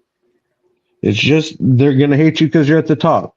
They've dealt with they're trying to scratch at straws to find whatever they can to hate him. He's a great guy, like you said. Like I haven't heard anything bad about him. The Legends of the Games thinks he's one of the best quarterbacks in the game. They obviously love him for a reason. Mm-hmm. It's just them trying to find something that's bad about him and bring him down. It's gonna happen as long as he's winning. Okay, and listen, the reason why I'm asking you these questions is because I finally, as an Eagles fan, it's not often that I get to talk winning culture and winning football players with people who've come from a winning culture and winning football players. You see what I'm saying? Mm-hmm. That's what makes you uniquely qualified to have this conversation. And it's because of this particular type of conversation that you are having with us is why Cowboy fans and Giant fans and Commander fans think we're arrogant. They don't know this kind of talk. Right. They haven't been able to participate in this level of conversation in 30 some odd years. And it's hard because understand we're modern era winners. Mm-hmm. We've had winning cultures in the modern era. Everybody in the NFC East, you know what I'm saying, is from the late 1900s. And that's the part that they're missing. You know what I'm saying? There was no internet the last time y'all had a winning culture. Mm-hmm. You know what I'm saying? You know, Tom Brady was in junior high and elementary school the last time y'all was winning. You see what I'm saying? We're talking 30 plus years for all the team except for the Giants. The Giants are a team who's a modern era winner. You know what I'm saying? They won in like 2012 or 2000, something like that. But they've had 07 and 11, unfortunately. Fuck those years. Yeah, but those were some ragtag years, and they didn't build actual culture that has sustained itself to be able to have the most updated of conversations you can.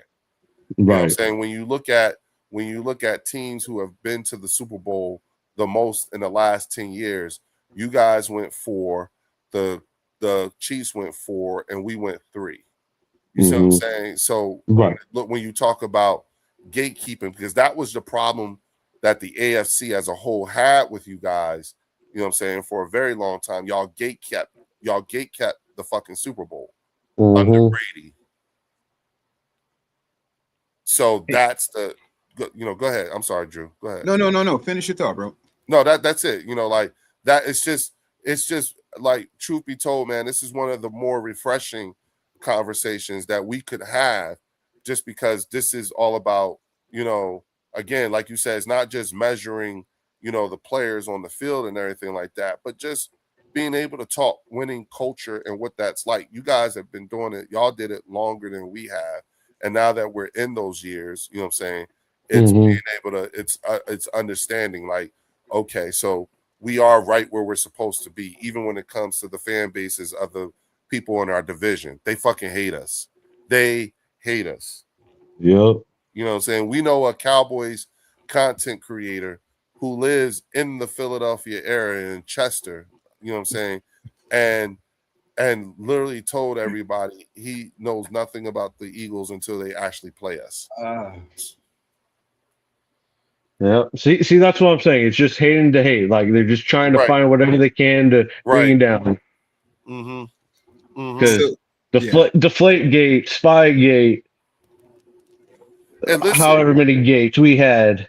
Listen, and we actually have more of a reason to have beef with you guys because of the Deflate Gate and because of the Super Bowls and everything like that. We got our get back 10 years ago. Right. Y'all sure did. But when you look at, the other game, like those, the ones we lost against y'all in the Super Bowl too. You see what I'm saying? So, and I've often said this, a trait that I think that largely goes missed with Jalen Hurts in comparison to Tom Brady, right? And that is, I think that Jalen Hurts went through a I don't want to call it traumatic, but a life-altering event related to football, much in the way that Tom Brady went through himself, that turned him into the type of player that hates losing more than he likes winning. And when you look at Tom Brady and what happened to him during the draft and the embarrassment, and if you bring up the draft to Tom Brady, he still feels the anger as if it happened 2 weeks ago. And keeping that chip on his shoulder. Yes. And that was, when they did what they did to him at the draft, he got it in his head. I'm going to make all of you fucking pay. You're going to pay for what you did to me. You know what I'm saying? And I think that's what turned him into the animal that he became. You see what I'm saying? And I think that when Jalen Hurts lost the Super Bowl, it changed him. I've been telling people he ain't been right since. If you look at his face and everything, when he was number 2, he had a different look on his face. You know what I'm saying? But when he turned into number 1 and lost, bitch, oh shit, watch out. Doesn't want to feel like that again. Yup, he like if you listen to the commentary on the sideline, somebody said you can put a smile on your face now or whatever, and he was like, bro, you know what I'm saying? He was like, that last one changed my soul. It ain't over until 0-0. I'm sitting here like, well, that bitch is humming, you know what I'm saying? Because we was up 31-0 at one point in the Super Bowl. You know what I'm saying? And they telling him, and Jalen wanted to run the score up even more. And Devontae was like, well, damn, man, we have 40. What the hell? Yeah. You know what I'm saying? That Down their throat. Yeah, that tells me in his mind, he was on some leave no doubt shit. Like, I'm going to fuck you up. You know what I'm saying? Especially since it was against the Kansas City Chiefs who beat him in the last Super Bowl. Nah, motherfucker. Nah. I want more. I want to fuck y'all up. Especially on a controversial call. Sorry, didn't cut you off. Right. The only person in comparison that I know of, not only, but one of the few people that I know of who was like fucked up in the head like that, even during a blowout, is Tom Brady. Tom Brady's the same. He's built that way. I'm not saying Jalen Hurts is going to be the next Tom Brady or anything like that. I'm talking about in terms of mannerisms after a traumatic event, like the draft for Brady and the Super Bowl, losing the Super Bowl for Jalen Hurts. I see those kind of mannerisms and stuff like that. They just shut it the fuck up and went to work and got ready for the next season. Fuck that. We're going to fuck these people up. And I also think that, truth be told, Drew, I think that Saquon Barkley has that attitude too. I agree. Yeah, I think so too. Yep. Just because of the way he was talking in that meeting the night before the Super Bowl. The night before the Super Bowl, yeah. He was like, they can't fuck with us. Yeah. I'm telling you, they can't fuck with us. He got there and was like, oh, bitch, I'm going to get me a couple of rings out of this situation. Do you see what I'm surrounded with? Oh, yeah. You know what I'm saying? And I think a lot of the guys have bought into that. Believe that, man. They still believe. Yeah. I still think that I do think the goal for a lot of these players, Matt, is to win a Super Bowl this year. You don't know how many more years you got left. And and I'm looking at the way these guys were working during the off season. You see it. You know what I'm saying? Like, Matt, wait till you see Cooper DeJean's arms. This motherfucker look like he been working out with Brian Dawkins, dog. Oh shit. Yeah, he got. I shit you not, Matt. Cooper DeJean got Brian Dawkins arms. This a white boy with Brian Dawkins arms. He look That's fucking scary. Yeah, he look. And Devontae noticeably put on some muscle too. Yeah, you can see it. He's still skinny Batman. He's just not as skinny Batman. Yeah. We just need Coop to get those interceptions. That's it. Yeah.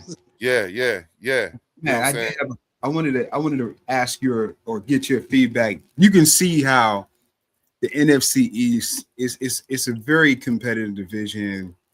The fan base, we're always at each other, no matter how bad you are, how good you are. How is the AFC East? Is it like that? Do you flex on them and say, like, I got 6 rings and you got 1 or you got none?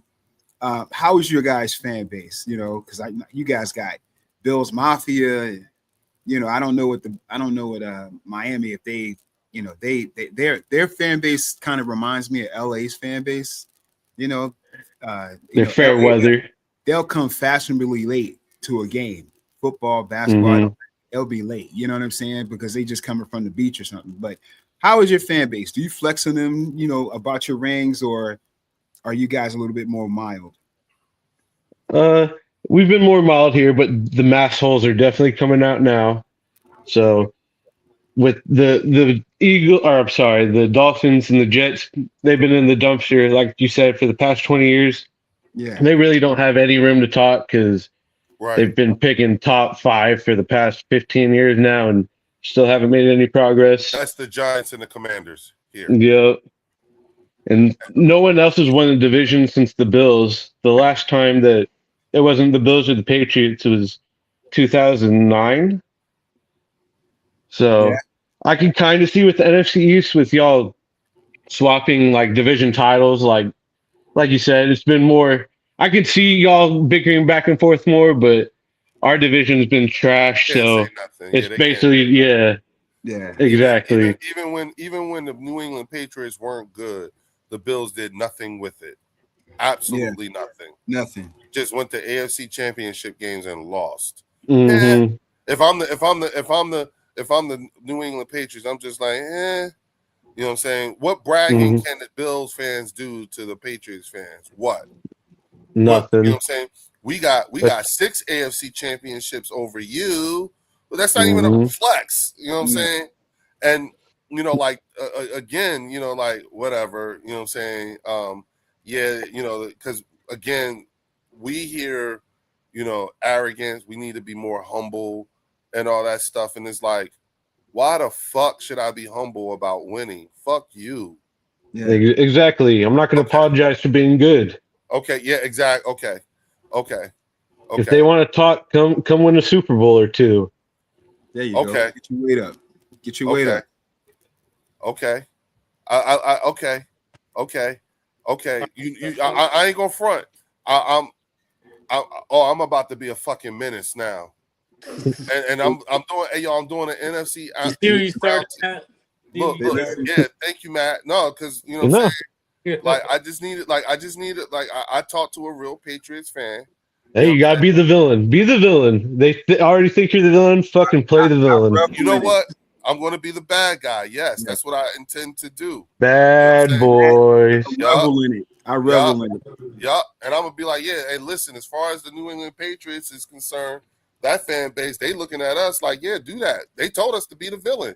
Now I'm gonna be the villain. We talked to the real big brothers. Facts. You know what I'm saying? Facts. We talked to the real. They told us that what is to a do.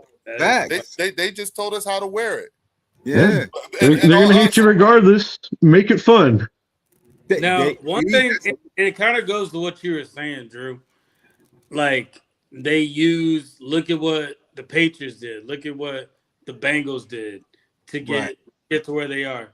One thing that I think, even like with Bill Belichick leaving, Tom Brady leaving, one thing I can say, and maybe Matt can agree or disagree with this, I don't think the Patriots stopped developing players. I don't think so. No.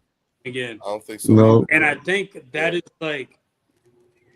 that's the missing piece that a lot of teams are kind of missing with what they're trying to do, because with that development, you're building trust in that player. You know that player's flaws.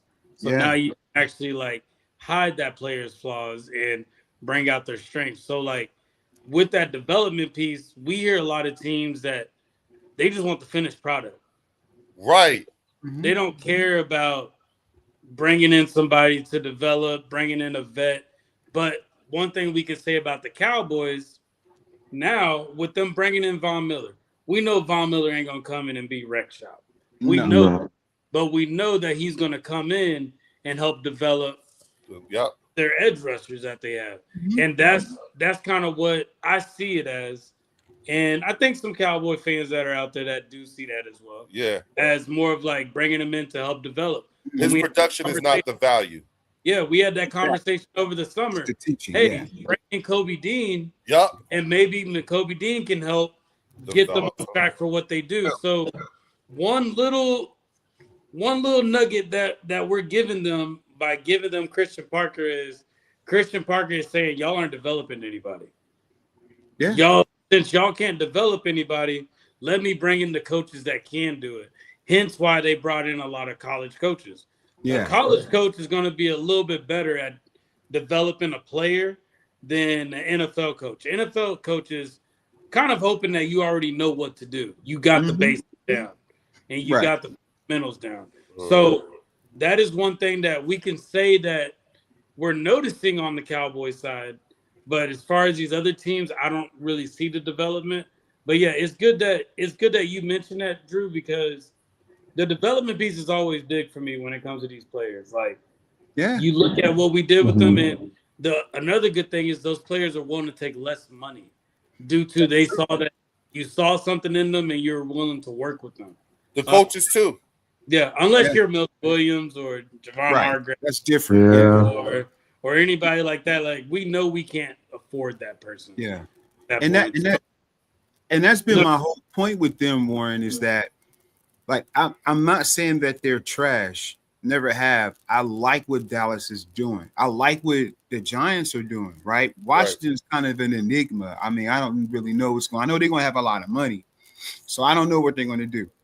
But Right. I think they kind of wasting some years that JD5 could be, benefiting from players that they're developing and he's growing a rapport with, right? So my thought, like, and I think Leo was saying this earlier too, like in the year, is that Dallas are making the right moves. I don't think they're going to see the results of it until like a year next year. You know what I Right. mean? That's what I think said. next year Mhm. I'm looking at Dallas different.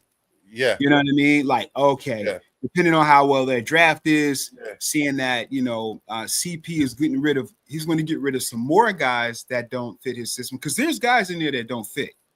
It just is.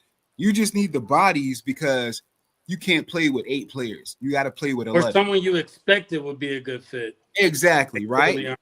So Yeah. either any of that kind of combination that you want to look at, then I say, like, next year when you say, okay, we don't need that guy because he doesn't fit, keep this guy. Now let's go. Here's another draft. So now CP will have 2 drafts under his belt with guys he's developed, and now those guys can help them develop, and then you can go say, hey, let's go pick this guy up in free agency. Let's go get that guy in free agency.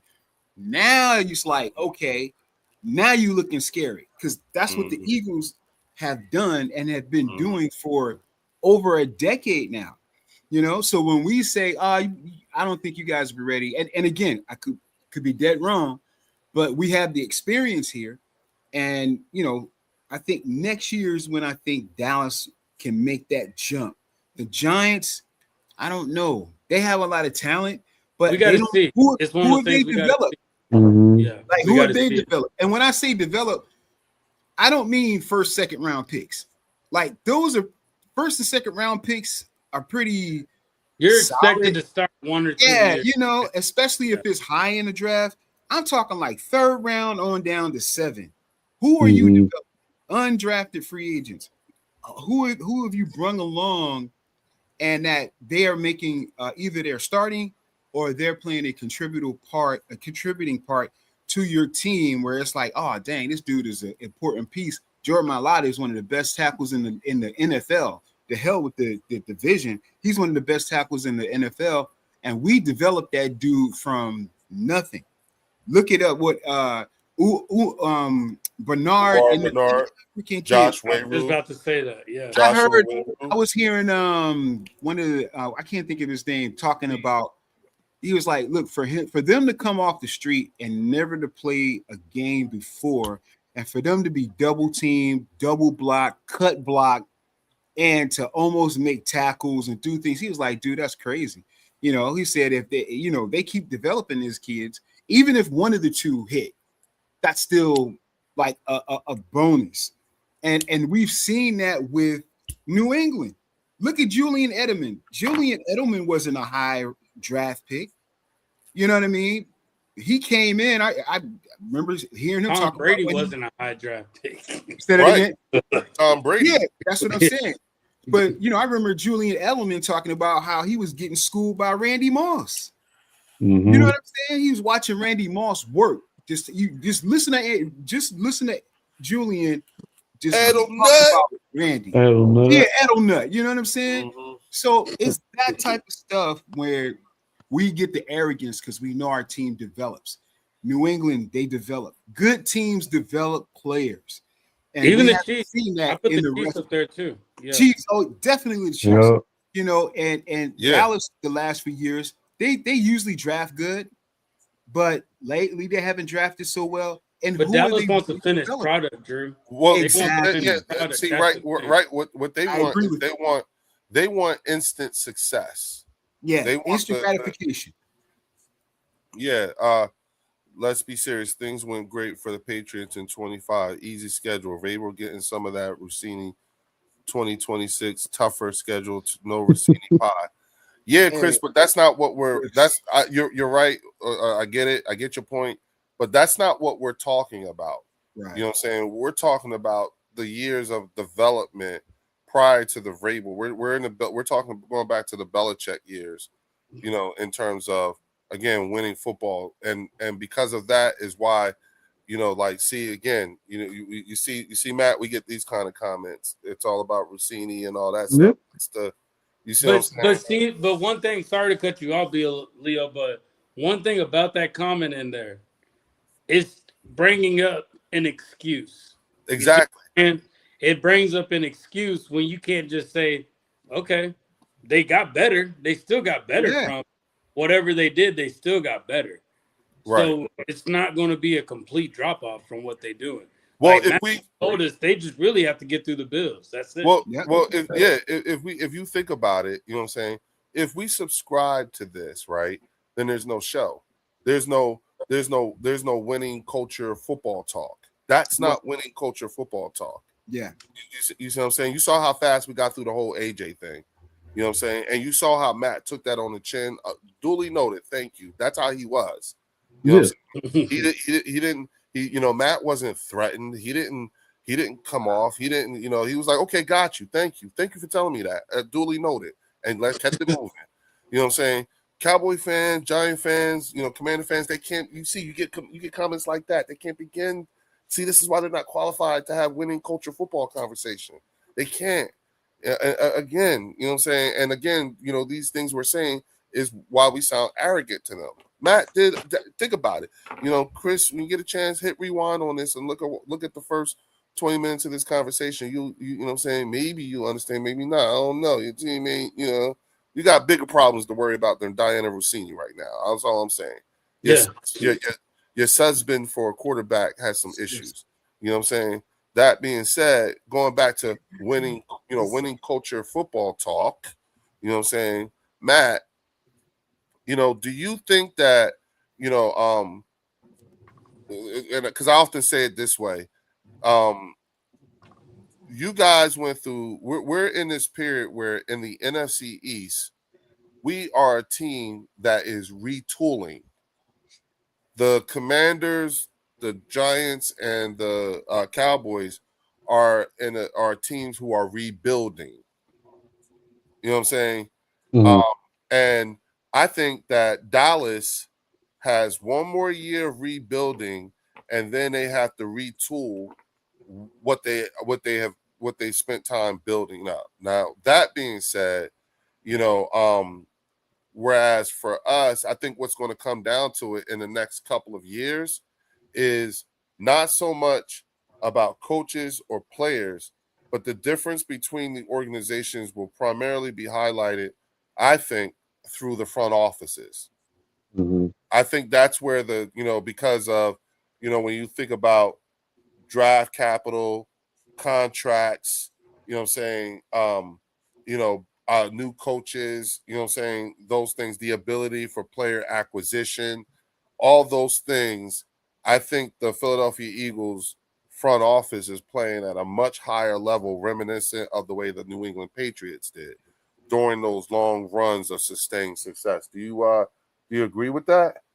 Oh, I agree. I would take Howie Roseman in a heartbeat right now. Really? What did they Yep. say about him up there? How did they talk about him up there?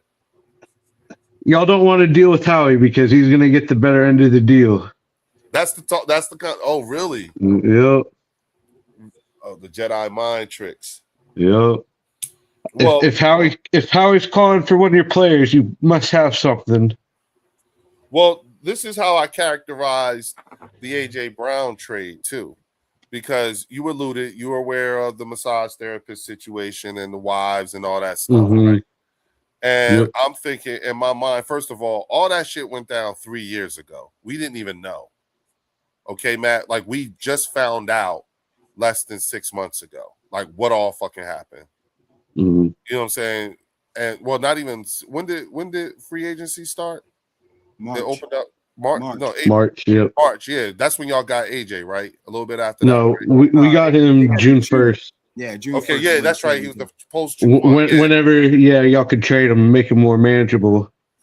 But the drama was Right. going on since March, Right. February, Since, March. yes, but the shit that was going on was happening 3 years ago. We just found out. Yeah, about just the part Yeah. where they start leaking it to us. You know what I mean? Yeah, when we started finding out, yeah, it's been, so, and my thought process is with all that shit going on and how he was still able to get a first round draft pick and a 5th round. Yeah. Mm-hmm. Yeah, he should be commended. You know what I'm saying? To be able to still get a first rounder. And mind you, we coming off of 2 trips to the Super Bowl with AJ and won one. Thank you, Mhm. AJ, for your service. Thank you. Thank you for what you did. Thank you for helping us get another Super Bowl. And thank you for helping us get the 2 Super Bowls. He's your problem now. Whatever that is. If they're not wishing nothing on you, but thank you, because we still got our first round. We got a first round draft pick and a 5th round. Now, I don't give a flying fuck where that first round draft pick falls. I really don't. I don't give a fuck. I don't care if we have to beat y'all. I don't care if we play y'all in the Super Bowl. You understand what I'm saying? And we beat That's the y'all. goal. You know what I'm That's saying? the goal. And that first round pick is the 32nd pick or the 31st pick. I don't give a fuck. It's Howie Roseman, and y'all just gave him an extra first round and an extra 5th round draft pick to play with. I don't even give a goddamn what year it's in. 28? I don't care. You see what I'm saying? I don't. It's Howie Roseman. Yeah, but for everybody to say this is okay. I was gonna ask Matt this, but I just feel like I don't know what this 28 draft is gonna look like. But from what media is saying, this 2027 draft class is supposed to have a lot of people. Yeah, it's supposed to be the highest rated draft class that we've seen in a very long time. Yeah. I don't know what to compare it to. And mind you, this is all speculation. This is not it's not a guarantee. But what I did want to ask Matt first, who was y'all's first round draft pick? And what are your thoughts on us picking up Makai Lemon? I don't think he's going to be a replacement of AJ Brown, but I do think that he's a piece. And one thing that I tell a lot of people is, yeah, we did lose AJ Brown, so the offense is going to look different. Mm-hmm. However, if you double teamed AJ Brown, you got Devontae Smith. If you double team Devontae Smith now going into this season, it's not that Jalen Hurts just has one option. He has 2 to maybe 3 options now that he can throw the ball to. Do you I'm asking loaded questions here, but I think what people are saying is they don't trust AJ Brown they don't trust Jalen Hurts to be able to make that quarterback decision of he's double teamed, let's give it to this guy, or let me give it to this guy now. People don't think that Jalen Hurts is capable of spreading the ball out like that. What are your thoughts? We'll just start off with the Makai Lemon pickup. So I like Makai Lemon. I agree with you. I don't think he's going to be like a superstar, but he'll definitely be a serviceable wide receiver. Like you said, hopefully he can develop to be a solid wide receiver too, to get some of the attention off of Smitty. I agree with you on the Jalen Hurts. I don't think he's going to have troubles with it, but I think at least for the first month or two, it's going to be a big difference. He's going to regress a little bit. Nothing crazy, but him used to having Smitty and AJ Brown, and now, like you said, if they focus on Smitty, hopefully Makai and all your other receivers can help take some of the pressure off of him, make it easier. But I think at least for the first month or two, it'd definitely be a little regression. Okay. I like that. Okay. That's fair. And I think we're kind of going into this season not expecting it to be we're not gonna get the Eagles don't really start off hot anyway, as it is. Yeah. So we expect there to be some type of a drop off or trying to get it right, and that's where we're really going to need our defense. We're really going to need our defense these first 5 games to kind of step up and carry the team a little bit. But I do see us getting better and the team meshing a lot more. With Makai Lemon being hurt, that's my only concern right now. How much missing valuable time. yeah, how much is that truly going to hurt him? But then you got people like Cooper DeJean, who was out for what, 6 games, and then he comes back, and it's like he didn't. It's like he didn't even miss a beat. So yeah, I'm just curious to see what that's going to look like. But you know what, Warren, I don't like. I think that's a little bit, in my opinion, it's a little bit inflated.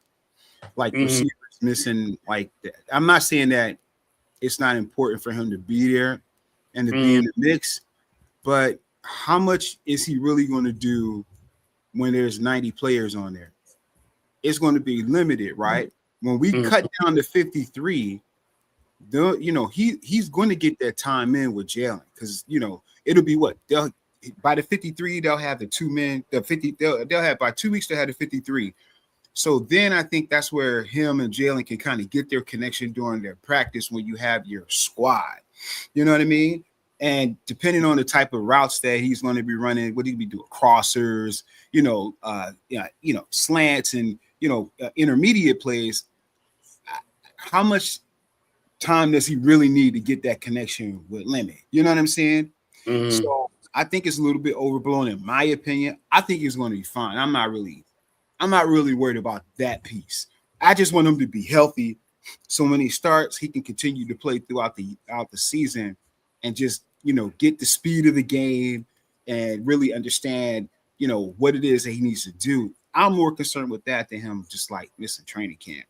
I want to see him play for sure, but once we get to 53 and they start practicing and prepping every week, I think they'll get that connection.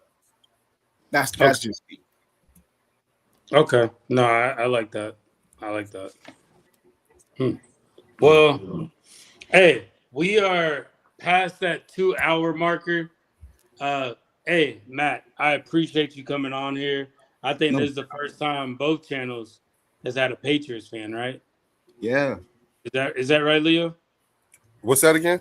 Is this the first time y'all have had a Patriots fan on the Bird section too? He is the first. He is the first. I feel blessed. Thank y'all. Yeah. Yeah, Matt. And just so you know, like you always welcome. Like typically we have like Leo in here. I mean Theo, who's Theo's a Lions fan.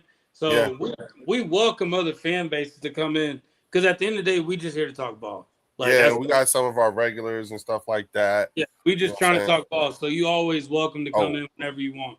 Appreciate that. Well, I was about to say, y'all. What's that? I was about to say, fellas will be here on the next one. But still not catch myself on that one, dog. It's gonna take a minute. It's gonna take a minute. Yeah, it's gonna take a minute. Forgive me, y'all. You know what I'm saying? Yeah. I was about to say, fellas, you know what I'm saying? Natural. Matt, you missed a good one, dog. You know what I'm saying? Our guy, he just passed away last week. You know what I'm saying? And so we we're still, it's still brand new news to us. And so we're still grieving. Yeah. When I tell that's you, rough. I'm sorry, guys. Oh, he would have loved this. Oh yeah. He would have loved this. He would have caught it. He would have loved it. You know what I'm saying? Especially because, like the fact that we get to talk winning culture football with winning culture to winning culture versus having to deal with, all the trash talking. Oh my God. Like and spending most of the time arguing. Oh my God. It's like I wish you could hear these people. They don't even hear. There's a term in German it's called Fremdenschein. Fremdenschen, something like that. And it means to be embarrassed on one's behalf. And they don't even know to be embarrassed with the things that they say. And it's very difficult to have, really coherent football. I mean, I did a round table discussion, and Matt, I'm sitting there and I'm listening to a content creator whose team won 4 games last year, another one whose team won 5 games, and another one whose team hasn't won more than 7 games in the last 2 years. And I'm listening to these people tell me how shitty my team is and how they're going to fuck us up. Matt, I promise you. They'll learn one day, hopefully. I promise you. Yeah, and I like and And the crazy part is, this is why I said this was great having you here, is that it is your team that they reference all the fucking time. It really is. They do. It is they talk about Mike Vrabel and the New England Patriots. Why can't we be like the Patriots? That I shit you not. They shove the New England Patriots down our throats. That's what they think they're going to be. New England did it. Listen, Matt. Yeah. Check this out, Matt. You ain't gonna believe this shit. Wait till you hear this shit. Let me tell you the type of shit these motherfuckers say to us, right? So they hired our defensive back coach, Christian Parker. This is the Cowboys, the Arlington Cowboys. The Arlington Cowboys hired Christian Parker to be their defensive coordinator. First time ever in this position, right? For the last 2 years, he's been with us. He's the one, he was one who helped to develop, Cooper DeJean and Quinyon Mitchell. Quinyon, yep. Yeah, but again, you're not taking nothing away from him, but again, we're talking about two talented guys, you know what I'm saying? And when you got, when you got a DB who runs a 4.28, you know what I'm saying, and another DB who's, about that life, you know what I'm saying, it ain't hard to develop that. So I'm not taking nothing away from him, just giving you an assessment of the situation of how we look at this guy, right? This is the person that they hired, the Arlington Cowboys. Would you believe that Cowboy fans try to tell us more about Christian Parker like we don't know him? They think they know him better than we do. Actually, next best thing since sliced bread. And I'm mind gonna you, ask Matt this. uh-huh. I'm curious. I want Matt's opinion on this. So, if Christian Parker, why do you think the Cowboys were confident to pick up Christian Parker as their defensive coordinator? Because he came from Vic Street. Okay. Now, also, and this is an argument I had with a Cowboys fan on Sunday. If Christian Parker was to, because they said he played for Green Bay, then he played for the Broncos, then he came to the Eagles. He coached. Whenever we talk about, he coached. And actually, with the Green Bay, he wasn't even an actual coach here. So we got to stop. But with the Broncos, they're saying that he was so good that even if he was with the Broncos and went to, let's just say, the Giants and was their DB coach for that long, that they still would have picked him up. When I'm telling them, hey, it's more of what have you done lately? So they look at Christian Parker, they say, okay, you're with the Eagles, you won a Super Bowl. My thing was, I told them, if Christian Parker did not win a Super Bowl with the Eagles and have Cooper DeJean and Quinyon Mitchell, he would not be their defensive coordinator. What are your thoughts on that? Coming from another fan base, what do you think? A winning culture fan base to another winning culture fan base. I would agree. They wouldn't care if he was the Giants' defensive backs coach, and they wouldn't be saying the same thing. Because, like you said, was he Vic Fangio's top assistant? Yep. How high up he? Okay, so he was working with Vic Fangio day in and day out. I don't think he was. So he was the secondary coach with Vic. Okay. No, he wasn't the number 2. So we have Clint Hurt, our defensive line coach, who Clint Hurt and Vic Fangio are they're like this with each other. And it's said that Vic Fangio leaves, Clint Hurt is actually going to take over. But you also had Bobby Knight, who's the linebacker coach, and then you had Christian Parker, who was the defensive backs coach. So he was also the defensive pass game coordinator as well. So, my thing is, they're picking him up, and Cowboy fans are happy because of the success he had with the Eagles. But they try to turn that away and say, no, he was with the Broncos. He worked with Patrick Surtain. How long ago was that? That was so long ago. And let's be real, Patrick Surtain would have been a beast no matter where he went. Yeah, I could have coached Patrick Surtain. Go cover that guy. And like, and like Quinyon Mitchell, I think Quinyon Mitchell would have been good wherever he went. Same thing with Coop. Right. Same thing Right. with Coop. Again, not But taking they- anything they from Christian really Not, feel Parker. like- not taking anything. from No, Chris. I get what y'all are saying. Anything away. Yeah, not taking anything away, but they don't like to give the props of what the Eagles organization did for Christian Parker. The Facts. Eagles organization got Parker a job. We got him a raise. So Yeah. Yeah. they're not going to. Came from a successful franchise, But- and they're hoping to repeat that. Well, see, It's and something that we again, do. And they yeah. want. Like, here's the thing, Matt. This is again. Thank you. First of all, thank you, Warren, for having Matt come on. Matt, thank you, come on, because this is probably one of the more refreshing conversations that we've had. You know what I'm saying? Yeah. Especially coming off of the week we've had. Right. You see what I'm saying? And to be able to talk winning culture and competency and comparison to and everything like that, because, you know, again, you know what I'm saying? Sometimes, you know, here's the thing. I did a different NFC roundtable discussion, right? And it was somewhere in the middle of this broadcast, right? And you could see it on my face. Somewhere in the middle of the broadcast, I realized I'm talking to people whose team went 4, 5, and 7 last year. You know what I'm saying? Yeah. But for the first like 45 minutes or whatever, you could see it. The way they was talking about about my team and the organization and the quarterback and the coach and everything like that, you'd have thought we went 4, 5, or 7. You'd have thought that listening to them, Right. even though we won 11 games and yeah, we got out of the first round of the playoffs, but I'm like I told you, I think that might have been the blessing in disguise. Mm-hmm. You see what I'm saying? And you know, you know, Matt, these people are something else. I mean, they like It gets tiring. I get it. Because see, here's the thing, and Warren said this to me. When the answer is the Philadelphia Eagles, they have to reshape the entire conversation to make Gotta move the goalpost. It's not the Eagles is not the answer.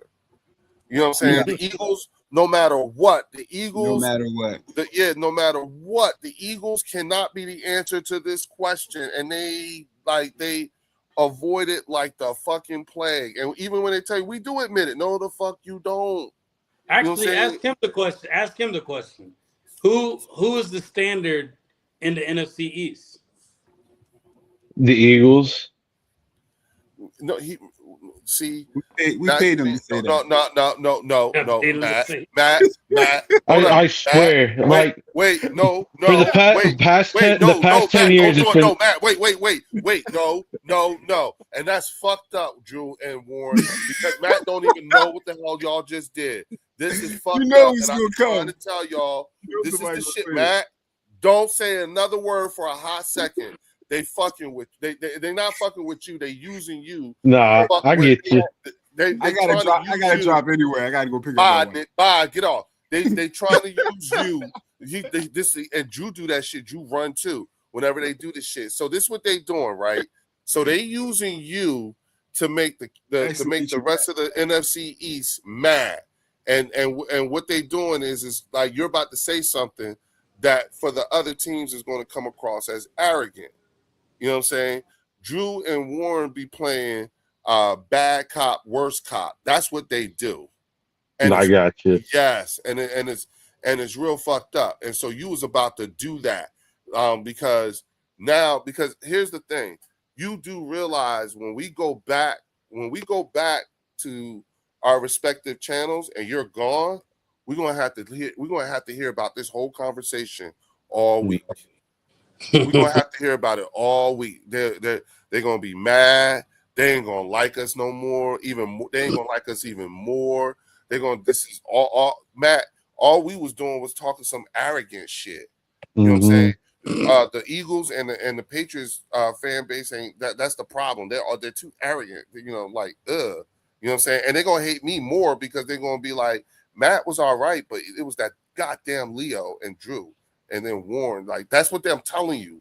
That's the shit they got. We like they hate us. That's how bad. It's that bad, Matt. Yeah, that's crazy. Yeah, but you can relate though, right? Right, of course. Like I said, they're gonna make us the villains regardless. Let's be the villains. I was just about to ask you, could you say that again? Could you please confirm to the rest of the NFC East what type of time you are suggesting the Philadelphia Eagles fan base be on? So for everybody, because I'm gonna clip the fuck out of this, I promise you. You know what I'm saying? I'm about to be on my asshole. So to everybody listening, you know what I'm saying, out there, especially all you motherfuckers from the other teams in the NFC East, this is a New England Patriot telling you, what should we be now, Matt, again? Hey, let's be the villains. We got to get a sound thing, the bell, bing. Yeah, we need to get something. Yeah, Yes. it's a We're wrap. working on that. It's We're a working wrap. on that. It's a wrap. I'm gonna tell you what I'm gonna do. I'm going to unleash. I'm going to. I'm gonna swing the big stick early. I'm going to unleash Linda Conyers. Linda Conyers, fuck them up. Tiffany Simpson, fuck them up. Logan Motorsports, fuck them up. Shardy McFroggy, fuck them up. Spiritual Family, fuck them up. You know what I'm saying? Sorry, everybody else from the Bird section.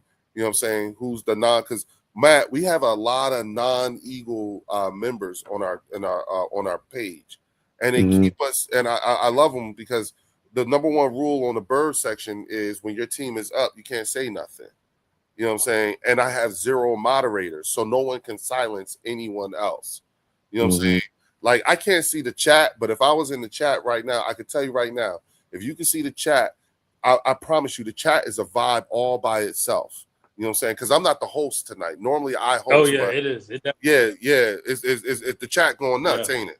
So I promise you. You know what I'm saying? Yeah. I don't even have the chat on tonight for me because I'm not the host. But I'm just saying the chat itself is a whole vibe for the Bird section. You know what I'm saying? Because we got people like D-Cuz, Worley, Nat, you know, San Francisco Cowboys fans. We got all kinds of fans, and they talk they shit. They talk the biggest shit. You know, Chris Dooley, Commanders fan. You know what I'm saying? We got 49. We got a motherfucking Cleveland Brown fan and a Detroit Lion fan. There's a Detroit Lions fan who's an elder on the Bird section. Young as hell too. Yup, young as hell. But he's an actual elder on the Bird section. His name's Theo. That's the type of shit we got going. That's the vibe. Theo. And the chat is a vibe all by itself. So I don't even have to be in the chat. That's why I don't have it on. But I could tell you, I'm sure they probably been going to fuck off all night. And then you got the actual panelists and everything. So this visit and you talking to us and us having this conversation, you got to understand the other 3 members of the NFC East can't even they can't even have a seat at this table. This is a whole level of conversation that we get to enjoy amongst ourselves, given the sustained success that we've had. Us being the more recent, you being the senior. Right. You see what I'm saying? And so to be able to talk this way and everything like that, you know what I'm saying? There's only a very few. Like, hey, Kansas City Chiefs can enter into this kind of conversation.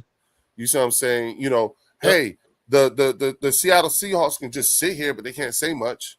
You know what I'm saying? Wasn't there something that came in that did like a 10-year, like based off the last 10 years? And it's 30. Us. Yeah, it's us. It's us, New England, and Kansas City. Yeah. That's it. The top teams in the last 10 years. Yeah, for the last 10 years. That's what it is.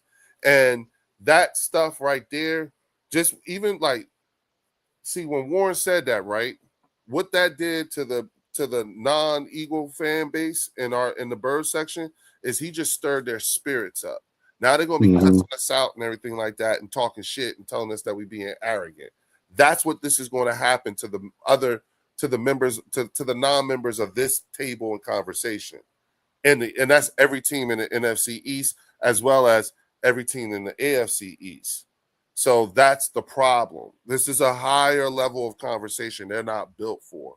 You know what Right. I'm saying? So it doesn't matter. And that's why they're so that's why they and so that's why I said it was fucked up what Warren and Drew just did, because they were using you as an instrument to start them up, because they know when you're gone, right? I just Watch. wanted somebody else's opinion. I'm trying I to know you got the I'm trying to confirmation, make sure but you I'm not just crazy.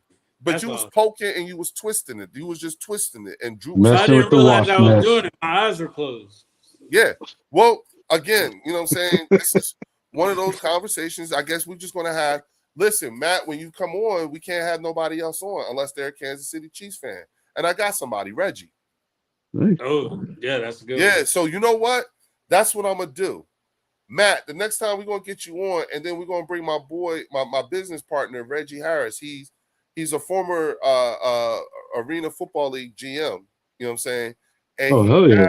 he now sits on the board for the Kansas City Chiefs NFL Players Alumni Association. Oh, that's cool as hell. Yeah, he's the first person to be elected to the post who's never been a player. You know what I'm saying? That to give you some context, you know what I'm saying? And That's crazy. yeah, his level of connection and everything like that it's up there, dog. I've been out there, hung out with them. The motherfuckers, they know what they doing. You could tell. Listen, if you've never been to Kansas City, bro, you could tell they won 3 Super Bowls. You could tell they've been to the Super Bowl a bunch of times. Mm-hmm. When you see, and I'm not talking about because it's Chiefs, everything is just what the economic impact has been on that city. It is crazy. You know what I'm saying? Yeah, Kansas City, Missouri, and the Kansas side, you know what I'm saying, is jumping. I like what it looks like out there. I really do.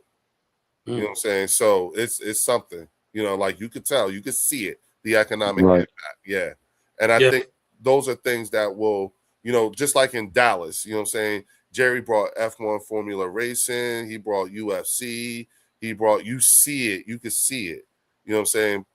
And you know, again, but when it comes to sustained success on the NFL football field, so everybody y'all heard, you know what I'm saying?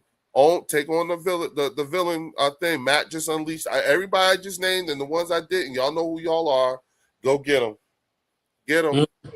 Well, with that being said, we about to get up out of here, but we got to do some close. Matt, I'm gonna let you start it off. Any closing take before you get up out of here? No, like I said, I'm excited. Catch up, practice tomorrow. Hopefully everyone stays healthy and we get some good clips out of it. Facts. Yeah. And appreciate you coming on too. Of course, Leo, thank y'all for having me. what you got for everybody? Hey, again, you know, like I don't think we're seeing a whole lot of the actual offense. I think what our focus should be is just on a player evaluation and competent football. That's what we need to see, and also competent coaching, efficient coaching. You know what I'm saying? You know, they're not going to have it's not going to be all good plays, but we just need to see, you know, like what these guys look like. Again, like Matt said earlier, it's a measuring thing, but of the players. So I don't care about the results of the game itself. I just care about the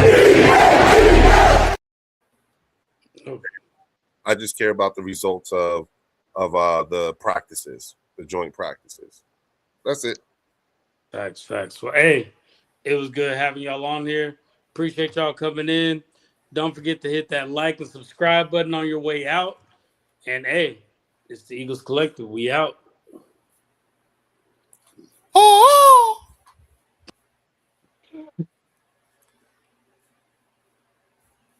All right, Matt, take it easy, bro. Yes, sir, Leo. Thanks for having me. No doubt, man. I want you on the bird section, okay? I want to make Yes, sure. sir. I want to make sure Warren gets all my information.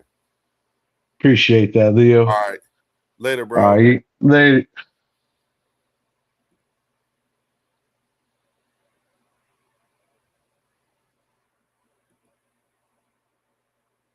Oh man, he did not end the stream. Okay, y'all. I'm gonna try and figure out how to end the stream here.